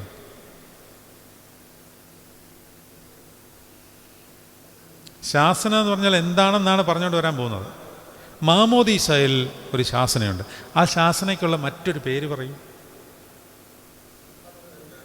സാത്താനെ പുറത്താക്കുന്നു. അതിന് ഇംഗ്ലീഷിലൊരു വാക്ക് പറയാമോ? എക്സോസിസം എന്നാണ് പറയുന്നത്. എക്സോസിസം എന്ന് കേൾക്കുമ്പോൾ നിങ്ങളുടെ മനസ്സിൽ എന്താ വരിക? പിശാചിനെ ശാസിക്കുക, അല്ലേ? പിശാചിനെ ശാസിക്കുക. അതാരാ ചെയ്യേണ്ടത്? പറയൂ. പുരോഹിതന്മാരാണ് ചെയ്യുന്നത്, അല്ലേ? പൗലോസ്ലീഹ ഇവിടെ പറയുന്നു, ഇരുളിൻ്റെ പ്രവൃത്തികളെ നിങ്ങൾ ശാസിക്കണം. ശാസിക്കണമെങ്കിൽ പൗരോഹിത്യ നൽവര ഉള്ളവർക്കേ അത് അവകാശമുള്ളൂ. അതിനാണ് മാമോദീസയിൽ നിങ്ങൾക്ക് ഒരു പൗരോഹിത്യ നൽവരം തന്നിരിക്കുന്നത്. പക്ഷേ ഈ ശാസന ശ്രദ്ധിക്കണം. ആരെ ശാസിക്കണം? ഇരുളിൻ്റെ പ്രവൃത്തി എന്നിലുണ്ടെങ്കിൽ എന്നിലുള്ള ഇരുളിൻ്റെ പ്രവൃത്തികളെ ശാസിക്കാവൂ, അല്ലാതെ പുറത്തു പോയി മറ്റവനെ ശാസിക്കാൻ ചെല്ലരുത്. അതിന് അസൈൻ ചെയ്ത പൗരോഹിത്യ നൽവരം പ്രത്യേകമുള്ളവർ ചെയ്തോളൂ. നിങ്ങളിലുള്ള പൗരോഹിത്യ നൽവരം ഉപയോഗിച്ച് നിങ്ങളിലുള്ള ഇരുളിനെ നിങ്ങൾക്ക് ശാസിക്കാം, പുറത്ത് ശാസിക്കാൻ ചെല്ലരുത്. ഇരുളിൻ്റെ പ്രവൃത്തികളോട് കൂട്ടാളികളാകരുത്, അവയെ ശാസിക്കത്രേ ചെയ്തത്. അപ്പോൾ ശരീരത്തെ നിയന്ത്രിച്ച് നിർത്താൻ ശരീരത്തോട് ആജ്ഞാപിക്കണം. ശരീരമേ, ഞാനിപ്പോൾ നീ പറയുന്ന ഈ സുഖത്തിന് വരില്ല. ഞാനിതാ കർത്താവുമായിട്ട് സംഭാഷിക്കുവാനായിട്ട്, വചനം ധ്യാനിക്കുവാനായിട്ട് പോകുന്നു. ഇതിന് അർപ്പണം എന്ന് പറയും. അർപ്പണം ആരാധനയാണ്, ശരീരത്തെ ആരാധനയാക്കുകയാണ്. റോമർ 12:1. സഹോദരന്മാരെ, ഞാൻ മനസ്സലി ഓർപ്പിച്ച് നിങ്ങളെ പ്രബോധിപ്പിക്കുന്നത് എന്താണ്? നിങ്ങളുടെ എന്തിനെ? നിങ്ങൾ ബുദ്ധിയുള്ള ആരാധനയായി നിങ്ങളുടെ ശരീരങ്ങളെ. അപ്പോൾ ശരീരം ചോദിക്കുന്നതെല്ലാം കൊടുക്കുവാൻ പോയാൽ ആരാധന നടക്കുകയില്ല. ശരീരത്തെ തന്നെ ആരാധനയാക്കുവാൻ ശരീരത്തെ അർപ്പിക്കണം. ശരീരത്തെ അർപ്പിക്കുമ്പോൾ ആത്മാവിൽ പ്രക്രിയകൾ നടക്കും. ആത്മാവിൽ ആത്മീയ പ്രക്രിയകൾ നടക്കുമ്പോൾ ശരീരത്തിൽ അതിൻ്റെ ക്ഷീണം ഉണ്ടാവും. അതുകൊണ്ടാണ് ഈ നല്ല അർപ്പിച്ചൊരു കുർബാനയില്ല, പിന്നെ അച്ഛനെ പിന്നെ ഒന്നിനും കൊള്ളില്ല, അവിടെ കിടന്ന് ഉറങ്ങാൻ വിട്ടേക്കണം. അല്ല ഉടനെ ഇങ്ങോട്ടോടി ഇങ്ങോട്ടോടി പ്രാർത്ഥനയാവും. അല്ല ചെയ്യുന്നുണ്ട്, അല്ല ചെയ്യണം. നിങ്ങൾ വേറെ രീതിയിൽ പറഞ്ഞതല്ല, ഇടവകാരി എന്നുള്ള രീതിയിൽ അതെല്ലാം ചെയ്യേണ്ടി വരും. പക്ഷേ ശരിക്കും അർപ്പിച്ചു കഴിഞ്ഞാൽ ഗ്രിഗറി ഓഫ് നിസ പറഞ്ഞിട്ടുണ്ട്. ഗ്രിഗറി ഓഫ് നിസ ആരാണ്? കപ്പദോക്യൻ പിതാവായിരുന്ന ഗ്രിഗറി ഓഫ് നിസ പറഞ്ഞിട്ടുണ്ട്, ഒരു കുർബാന ചൊല്ലിയാൽ ഒരു ദിവസം മുഴുവൻ കിളച്ച് വരുന്നതിന് തുല്യമാണ് ശരീരത്തിന്. അത്രയ്ക്ക് എഫർട്ടുണ്ട് അതിന്. അത് അങ്ങനെ അർപ്പിക്കുന്നവന്. കാരണം ഇത് ലോകത്തിൻ്റെ പാപത്തെ മുഴുവനും എടുത്ത് ബലിപീഠത്തിൽ വയ്ക്കുകയാണ്. ഇത് ചെറിയ പണിയല്ല. കുർബാന ചൊല്ലിയേക്ക് എന്ന് പറയുമ്പോൾ അത് അതിനകത്ത് ഒരു വലിയ അർപ്പണമുണ്ട്. അടുത്ത വാക്യം കൂടെ വായിക്കാം, 8-ാം വാക്യം. എനിക്ക് മുമ്പേ വന്നവരൊക്കെയും കള്ളന്മാരും കവർച്ചക്കാരും അത്രേ. അത് നമ്മൾ പഠിച്ചു കഴിഞ്ഞു. എന്താണ്? കർത്താവിന് മുമ്പ് ഒരുപാട് യേശുക്രിസ്തു എന്ന പേരിൽ അനേകർ വന്ന് ഈ സൗഖ്യദാന ശുശ്രൂഷയൊക്കെ നടക്കുന്നുണ്ട്. പക്ഷേ യേശു ആരാണ് എന്ന് യഥാർത്ഥമായി തിരിച്ചറിയുന്നത് പിതാവ് ആകർഷിച്ചവൻ മാത്രമാണ്. അതുകൊണ്ട് നമ്മളെല്ലാവരും മഹാഭാഗ്യമുള്ളവരാണ്. എവിടെയോ പിതാവിന് നമ്മോട് സ്നേഹം തോന്നിയിട്ട് നമ്മളെ കർത്താവിലേക്ക്, കാൽവറിയിലേക്ക് ആകർഷിച്ച് നിർത്തിയിരിക്കുന്നു. എന്നിട്ട് കർത്താവ് പറയാണ്, ഞാൻ വാതിലാകുന്നു, എന്നിലൂടെ കടക്കുന്നവൻ രക്ഷപ്പെടും. അവൻ അകത്ത് വരികയും പുറത്തു പോവുകയും മേച്ചിൽപ്പുറം കണ്ടെത്തുകയും ചെയ്യും. ഇവിടെ നമുക്ക് നിർത്താം ഇന്നത്തേത്. അതായത് എന്തുവാ അകത്ത് വരിക പുറത്തു പോവുക എന്ന് പറഞ്ഞാൽ ഈ രണ്ട് പ്രോസസ്സിങ്ങും ഉണ്ട്. ഇത് കർത്താവിലൂടെ അകത്ത് വരിക, പുറത്തേക്കും പോവുക. അകത്ത് വരാതെ പുറത്ത് പോകുകയും വരുത്. അങ്ങനെയുണ്ട്. നമുക്ക് അകത്തൊരു വേലയുണ്ട്, പുറത്തൊരു വേലയുണ്ട്. ഇത് രണ്ടും എല്ലാ വിശ്വാസിക്കുമുണ്ട്. സുവിശേഷ വേല എല്ലാവർക്കും പറഞ്ഞിട്ടുള്ള ഞാൻ പറഞ്ഞിട്ടുണ്ട്. സുവിശേഷ വേല എന്ന് പറയുമ്പോൾ മൈക്കെടുത്ത് വെച്ച് പ്രസംഗം പറയുന്നതല്ല സുവിശേഷ വേല. വിശുദ്ധ ജീവിതം നയിച്ചാൽ മാത്രം മതി. വലിയ സുവിശേഷമാണോ? അതായത് നമ്മളുടെ വിശുദ്ധി കൊണ്ട് ലോകം വിശുദ്ധീകരിക്കപ്പെടും. അതിനേക്കാളും വലിയ സുവിശേഷമില്ലല്ലോ. ഗുഹയിലിരിക്കുന്ന സന്യാസിമാർ അനേക സ്ഥലങ്ങളിൽ പോയി വചനം പ്രഘോഷിക്കുന്നവരെക്കാൾ ലോകത്തിന് സുവിശേഷം കൊടുക്കുന്നവരാണ്. വിശുദ്ധി അൾട്ടിമേറ്റ്ലി നമുക്ക് എന്താ വേണ്ടത്? ദൈവത്തിന് എന്താ ആവശ്യം? വിശുദ്ധി. വിശുദ്ധരാകുക എന്നുള്ള, പരിശുദ്ധനായവൻ്റെ പരിശുദ്ധി പ്രാപിച്ചാൽ അതിൽ വലിയ അതിൽ പരം ഒരു സുവിശേഷമില്ല.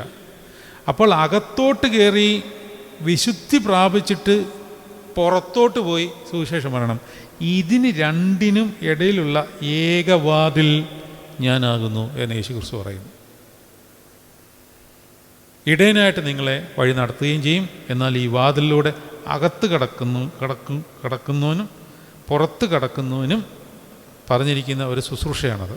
എന്നിലൂടെ അല്ലാതെ ആരും അകത്തേക്ക് വരികയില്ല, അകത്തേക്ക് വരുന്നതിനും പുറത്തേക്ക് പോകുന്നതിനും രക്ഷപ്പെടും. അതുകൊണ്ട് അവൻ അകത്ത് വരികയും പുറത്തു പോവുകയും മേച്ചിൽ കണ്ടെത്തുകയും ചെയ്യും. കണ്ടോ, പുറത്ത് പോയിട്ട് മേച്ചിൽ പുറം. എന്താണ് മേച്ചിൽ പുറം? സുവിശേഷ വയലാണത്, വയൽ. മേച്ചിൽ പുറത്ത് കർത്താവിൻ്റെ തിരുശരീര രക്തങ്ങളുണ്ട്. അവൻ പുൽപ്പുറത്താണ് അപ്പം 5 അപ്പം കൊണ്ട് 5000 പേരെ സൗഖ്യമാക്കിയത്. അത് കർത്താവിൻ്റെ തിരുശരീര രക്തങ്ങളുടെ ഒരു അടയാളം കൂടിയാണ്. അവൻ മേച്ചിൽപ്പുറം കണ്ടെത്തും. മേച്ചിൽപ്പുറത്ത് എന്താണ്? ആടുകളാണുള്ളത്.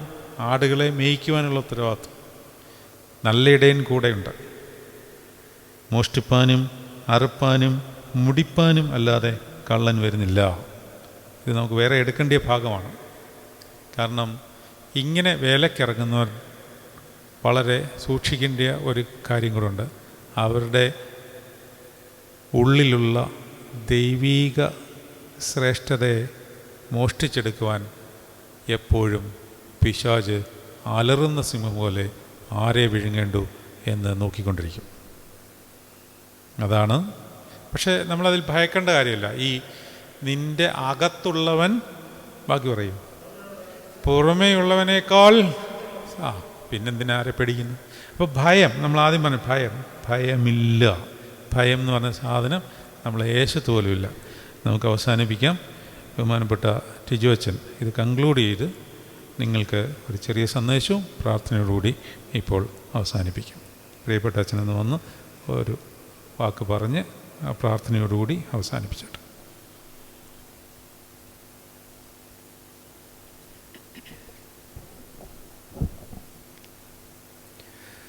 കർത്താവിനാൽ അനുഗ്രഹിക്കപ്പെട്ടവരെ, ഏറെ ആദരണീയനായ ജോൺ സാമുവൽ അച്ഛൻ്റെ ദൈവം പകർത്തു കൊടുത്ത പരിശുദ്ധാത്മാവിൻ്റെ വചനങ്ങൾ നമ്മൾ ശ്രവിച്ചു കഴിഞ്ഞു.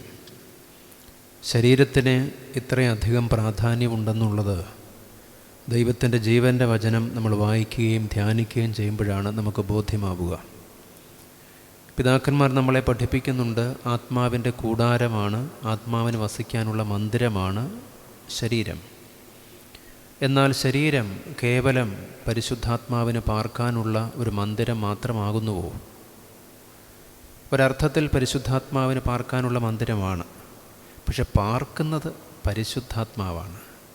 അതുകൊണ്ടാണ് ശരീരത്തെ അത്രത്തോളം വിശുദ്ധമായി സൂക്ഷിക്കേണ്ടുന്ന ഇടമാണെന്ന് തിരുവചനം നമ്മളെ പഠിപ്പിക്കുന്നത്. നമുക്കറിയാം, നമ്മൾ ഈ ഭൂമിയിൽ ചമയ്ക്കുന്ന നമുക്ക് പാർക്കാനുള്ള വീട്, മന്ദിരം, എത്രയോ പ്ലാനിങ്ങോടാണ് നമ്മളതിനെ ചമയ്ക്കുന്നത്. ഒരു ഭവനം നിർമ്മിക്കുന്നതിന് മുൻപ് നമ്മൾ ഏതെല്ലാം ഭവനങ്ങൾ പോയി കാണാറുണ്ട്, ആരുടെയൊക്കെ അഭിപ്രായങ്ങൾ നമ്മൾ തേടാറുണ്ട്. നമ്മൾ തന്നെ മനസ്സിൽ എത്രയോ അതിൻ്റെ ഇമേജ് സൃഷ്ടിച്ചെടുക്കാറുണ്ട്. ഒരുപക്ഷെ കുറച്ചുകൂടെ നമുക്ക് കരവിരുതുണ്ടെങ്കിൽ നമ്മൾ തന്നെ വരച്ച് വയ്ക്കാറുണ്ട്, നോക്കാറുണ്ട്. സ്ഥലമൊട്ടും വേസ്റ്റാക്കാതെ അവിടെ എന്തൊക്കെ മുറിക്ക് ഉള്ളിലുണ്ടാകണമെന്ന് നമ്മൾ വിചാരിക്കാറുണ്ട്. വീടിൻ്റെ പരിസരം എങ്ങനെയായിരിക്കണമെന്ന് നമ്മൾ ചിന്തിക്കാറുണ്ട്. നമ്മൾ പാർക്കേണ്ടുന്ന ഒരു ഇടത്തെക്കുറിച്ച് നമ്മുടെ സ്വപ്നങ്ങൾ അങ്ങനെയാണെങ്കിൽ, ദൈവത്തിൻ്റെ പരിശുദ്ധാത്മാവ് വസിക്കേണ്ടുന്ന ഒരിടത്തെക്കുറിച്ച് ദൈവം എത്രയോ സ്വപ്നം കണ്ടിട്ടായിരിക്കും നമ്മളെ ചമച്ചത്. അതാണ് നമ്മുടെ ശരീരം. ആ ശരീരത്തെക്കുറിച്ചാണ് ഇത്ര സുന്ദരമായി ബഹുമാനപ്പെട്ട ജോൺ സാമുവൽ അച്ഛൻ ധ്യാനരൂപേണ നമുക്ക് പങ്കുവച്ചത്. ആ ശരീരം അല്ലെങ്കിൽ ആത്മാവ് വസിക്കുന്ന ശരീരത്തെക്കുറിച്ചാണ് ദൈവം പറഞ്ഞത്, മുൻപിലും പിൻപിലും ഇടത്തും വലത്തും മധ്യേ ഉണ്ടെന്ന് പറഞ്ഞത്. അപ്പോൾ ദൈവത്തിൻ്റെ ആത്മാവ് ഉള്ളിൽ വസിക്കുമ്പോൾ ദൈവം പിന്നെ എപ്പോഴും കൂടെയാണ്, ചുറ്റിലുമാണ്, മുകളിലും താഴെയും ചുറ്റിലും പൂർണ്ണമായും. ഒരു ഗ്ലോബിനെ നമ്മൾ പിക്ചറൈസ് ചെയ്താൽ എങ്ങനെ ഇരിക്കുന്നുവോ അതുപോലെ തന്നെയാവും ദൈവത്തിൻ്റെ സാന്നിധ്യവും ആവാസവുമെല്ലാം. ഈ ലോകത്തിൽ ജീവിക്കുന്ന ദൈവമക്കൾക്ക് തൻ്റെ ശരീരത്തെ വളരെ പ്യൂരിറ്റിയായി, വളരെ പെർഫെക്റ്റായി സൂക്ഷിക്കേണ്ടുന്ന കടമയുണ്ട്. അതുകൊണ്ടാണ് ദൈവത്തിൻ്റെ ആത്മാവ് വസിക്കുന്ന ഒരു ദൈവാത്മാവ് ഉള്ളിൽ വസിക്കുന്ന ഒരു മനുഷ്യൻ ഒരു ഇടത്തിലേക്ക് ചെന്നാൽ ആ എനർജി തിരിച്ചറിയാൻ പറ്റും. അതെല്ലാവർക്കും അത് കിട്ടണമെന്നില്ല. പക്ഷെ ദൈവാത്മാവ് വസിക്കുന്ന മക്കൾ ഒരിടത്തിലേക്ക് ചെന്ന് കഴിഞ്ഞാൽ ആ എനർജി തീർച്ചയായും തിരിച്ചറിയാൻ, റിയലൈസ് ചെയ്യാനായിട്ട് പറ്റും. അങ്ങനെയുള്ള ചില ഒരുപാട് അനുഭവങ്ങൾ പൗരോഹിത്യ ജീവിതത്തിൽ ഞങ്ങൾക്കും അനുഭവിക്കാൻ പല സന്ദർഭങ്ങളിലും ഇടയായിട്ടുണ്ട്. ദൈവത്തിൻ്റെ ആത്മാവ് നമ്മുടെ ഉള്ളിൽ വസിക്കുന്നുവെന്ന് നമ്മളെ കൂടെ ബോധ്യപ്പെടുത്തുന്ന ചില നിമിഷങ്ങൾ കൂടെയാണത്. അപ്പോൾ നമുക്ക് കുറച്ചുകൂടെ റിയലൈസ് ചെയ്യും, എന്താ, നീ പൗരോഹിത്യ വേഷം ധരിച്ച ഒരു പുരോഹിതനായി മാത്രം നിന്നെ കാണരുത്. പിന്നെ നിൻ്റെ ഉള്ളിൽ ദൈവത്തിൻ്റെ പരിശുദ്ധാത്മാവ് വസിക്കുന്നുണ്ട്. അതുകൊണ്ട് നീ മറ്റാരേക്കാൾ കൂടുതൽ ജാഗരൂകനായിരിക്കണം, ശ്രദ്ധാലുവായിരിക്കണം. ഈ ലോകത്തിലെ അതിശ്രേഷ്ഠമായ ജീവിതമാണ് പൗരോഹിത്യം. അത് നിങ്ങൾക്ക് നഷ്ടപ്പെട്ടിട്ടില്ല. നിങ്ങളിലുള്ള പരിശുദ്ധാത്മാവിനെക്കുറിച്ച്, പൗരോഹിത്യത്തെക്കുറിച്ച് ബഹുമാനപ്പെട്ട ജോൺ സാമുവലച്ചൻ പങ്കുവെച്ച് കഴിഞ്ഞു. എല്ലാ വിശ്വാസികളിലും ഒരു പൗരോഹിത്യം മാമോദീസ് എന്ന കൂദാശ വഴിയായി ദൈവം തന്നു. അപ്പം നിങ്ങൾക്ക് മറ്റുള്ളവരെക്കുറിച്ച് പ്രാർത്ഥിക്കുവാൻ, ഈ ലോകത്തെ സമർപ്പിക്കുവാൻ ഒക്കെ ഒരു കടമയുണ്ട്.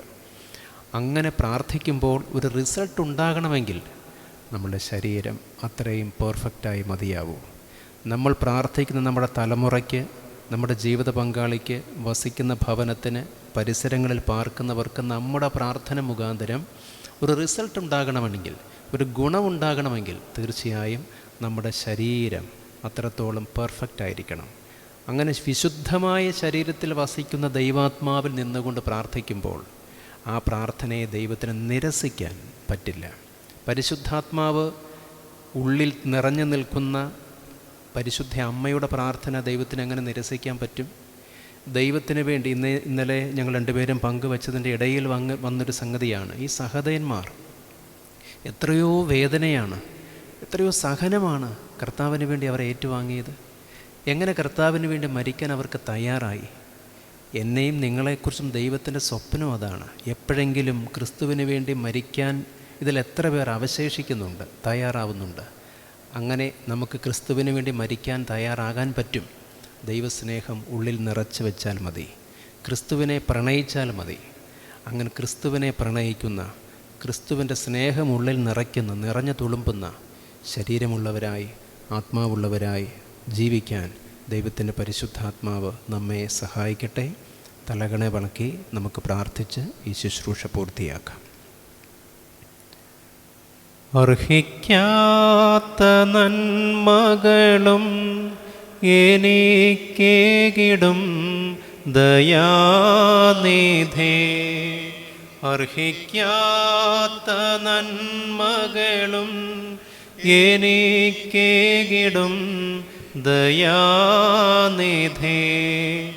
യാചിക്കാത്ത നന്മകൾ പോലുമേ എനിക്കേകുവോന് സ്തുതി, യാചിക്കാത്ത നന്മകൾ പോലുമേ എനിക്കേകുവോന് സ്തുതി. നന്ദിയോടെ ഞാൻ സ്തുതി പാടിടും എൻ്റെ യേശുനാഥ, എനിക്കായി നീ ചെയ്തൊരു നന്മയ്ക്കും ഇന്നു നന്ദി ചൊല്ലുന്നു ഞാൻ. ബർഖ്മോർ, ഞങ്ങളുടെ കണ്ണുകൊണ്ട് ഇതുവരെയും കണ്ടിട്ടില്ലാത്ത സ്വർഗലോകത്ത് നിത്യമായി വസിക്കുന്ന ഞങ്ങളുടെ സ്വർഗീയ രാജനായ കർത്താവേ, ഭൂമിയിൽ നിറഞ്ഞു വസിക്കുന്ന സർവ്വലോകങ്ങളുടെയും അധികാരിയായ സ്വർഗീയ പിതാവേ, ഏറെ അനുഗ്രഹകരമായ ഈ സുന്ദരമായ വെള്ളിയാഴ്ച ഞങ്ങൾക്ക് ഈ ആലയത്തിൻ്റെ ഉള്ളിലിരുന്ന് നിൻ്റെ ജീവൻ്റെ വചനങ്ങളെ ഞങ്ങൾക്ക് ധ്യാനിക്കാൻ നീ ഒരുക്കി തന്ന നിമിഷങ്ങളെ ഓർത്ത് നന്ദിയോടെ നിന്നെ സ്തുതിക്കുന്നു. വിശുദ്ധ യോഹന്നാൻ ശ്ലീഹായുടെ സുവിശേഷത്തിൻ്റെ 8, 9, 10 അധ്യായങ്ങളിലൂടെ അവിടെ പറഞ്ഞിരിക്കുന്ന, ഞങ്ങളോട് പങ്കുവച്ചിരിക്കുന്ന ആരാകുന്നു ആട്, ആരാകുന്നു ഇടയൻ, ആരാകുന്നു വാതിൽ എന്നുള്ള ചിന്തകളിലൂടെ ഞങ്ങൾ സഞ്ചരിച്ചു. കർത്താവെ, പാപനിയായ സ്ത്രീയുടെ ജീവിതത്തിൽ ഒരു വലിയ വിധിതീർപ്പ് നീ കൽപ്പിച്ചപ്പോൾ നീ ആഗ്രഹിക്കുന്നത് ഒന്നു മാത്രമേ ഉള്ളൂ, ഒരാടുകളും നശിച്ചു പോകരുത് എന്ന്. ആരുടെയും നാശത്തിന് നീ ആഗ്രഹിക്കുന്നില്ല. പാപിനിയായ സ്ത്രീക്ക് ഒരു ന്യായത്തീർപ്പ്, ഒരു വിധിത്തീർപ്പ് നീ കൽപ്പിച്ചപ്പോൾ തുടർന്നുള്ള അവളുടെ ജീവിതത്തെ കാണാൻ നീ ആഗ്രഹിക്കുന്ന ദൈവമാണെന്ന് ഞങ്ങൾ തിരിച്ചറിയുന്നു. അങ്ങനെയെങ്കിൽ കർത്താവെ, ഞങ്ങൾ ആരും നശിച്ചു പോകാൻ നീ ആഗ്രഹിക്കുന്ന ദൈവമല്ല. പാപി അനുതപിച്ച് മാനസാന്തരപ്പെട്ട് തിരിഞ്ഞു വരണമെന്നല്ലാതെ അവൻ്റെ നാശത്തിന് നീ ആഗ്രഹിക്കുന്നില്ലല്ലോ എന്ന് പിതാക്കന്മാരും പ്രാർത്ഥനകളിൽ ഞങ്ങളെ പഠിപ്പിക്കുന്നുണ്ടല്ലോ. പുന്നതമ്പുരാനെ, ഞങ്ങൾ ഇനിയും നിനക്ക് വേണ്ടി ജീവിക്കും എന്നൊരു തീരുമാനമെടുത്ത് മടങ്ങിപ്പോകുവാൻ ഞങ്ങളെ സഹായിക്കണമേ.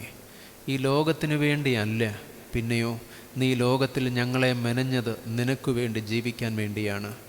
നിനക്ക് വേണ്ടി അനേകം പേരെ നിൻ്റെ അടുക്കലേക്ക് നയിക്കാനുള്ള കൃപാവരങ്ങളുമായിട്ട് ജീവിക്കാൻ ഞങ്ങൾക്ക് ഇടയാകണമേ എന്ന് പ്രാർത്ഥിക്കുന്നു. അതിന് ഞങ്ങളുടെ ശരീരത്തെ യാഗമായി നിന്റെ തിരുമുൻപാകെ സമർപ്പിക്കുവാനും, ദൈവമേ, ഞങ്ങളുടെ ശരീരത്തിൽ ഞങ്ങൾക്ക് സൃഷ്ടിച്ചിട്ടുള്ള സകല ഇന്ദ്രിയങ്ങളെയും സകല അവയവങ്ങളെയും ജഡത്തിൽ നശിപ്പിക്കുവാൻ, ജഡത്തിൽ മരിപ്പിക്കുവാൻ, ജഡത്തിൽ കൊല്ലുവാൻ ഞങ്ങൾക്കിടയാകണമേ. ആത്മാവിൽ ജീവിക്കുവാൻ തക്കവണ്ണം ദൈവമേ, ഞങ്ങൾക്ക് തിരുമുൻപാകെ എന്നും ഞങ്ങളെ തന്നെ നിനക്ക് സമർപ്പിച്ച് ജീവിപ്പാൻ ഞങ്ങൾക്കിടയാകണമേ.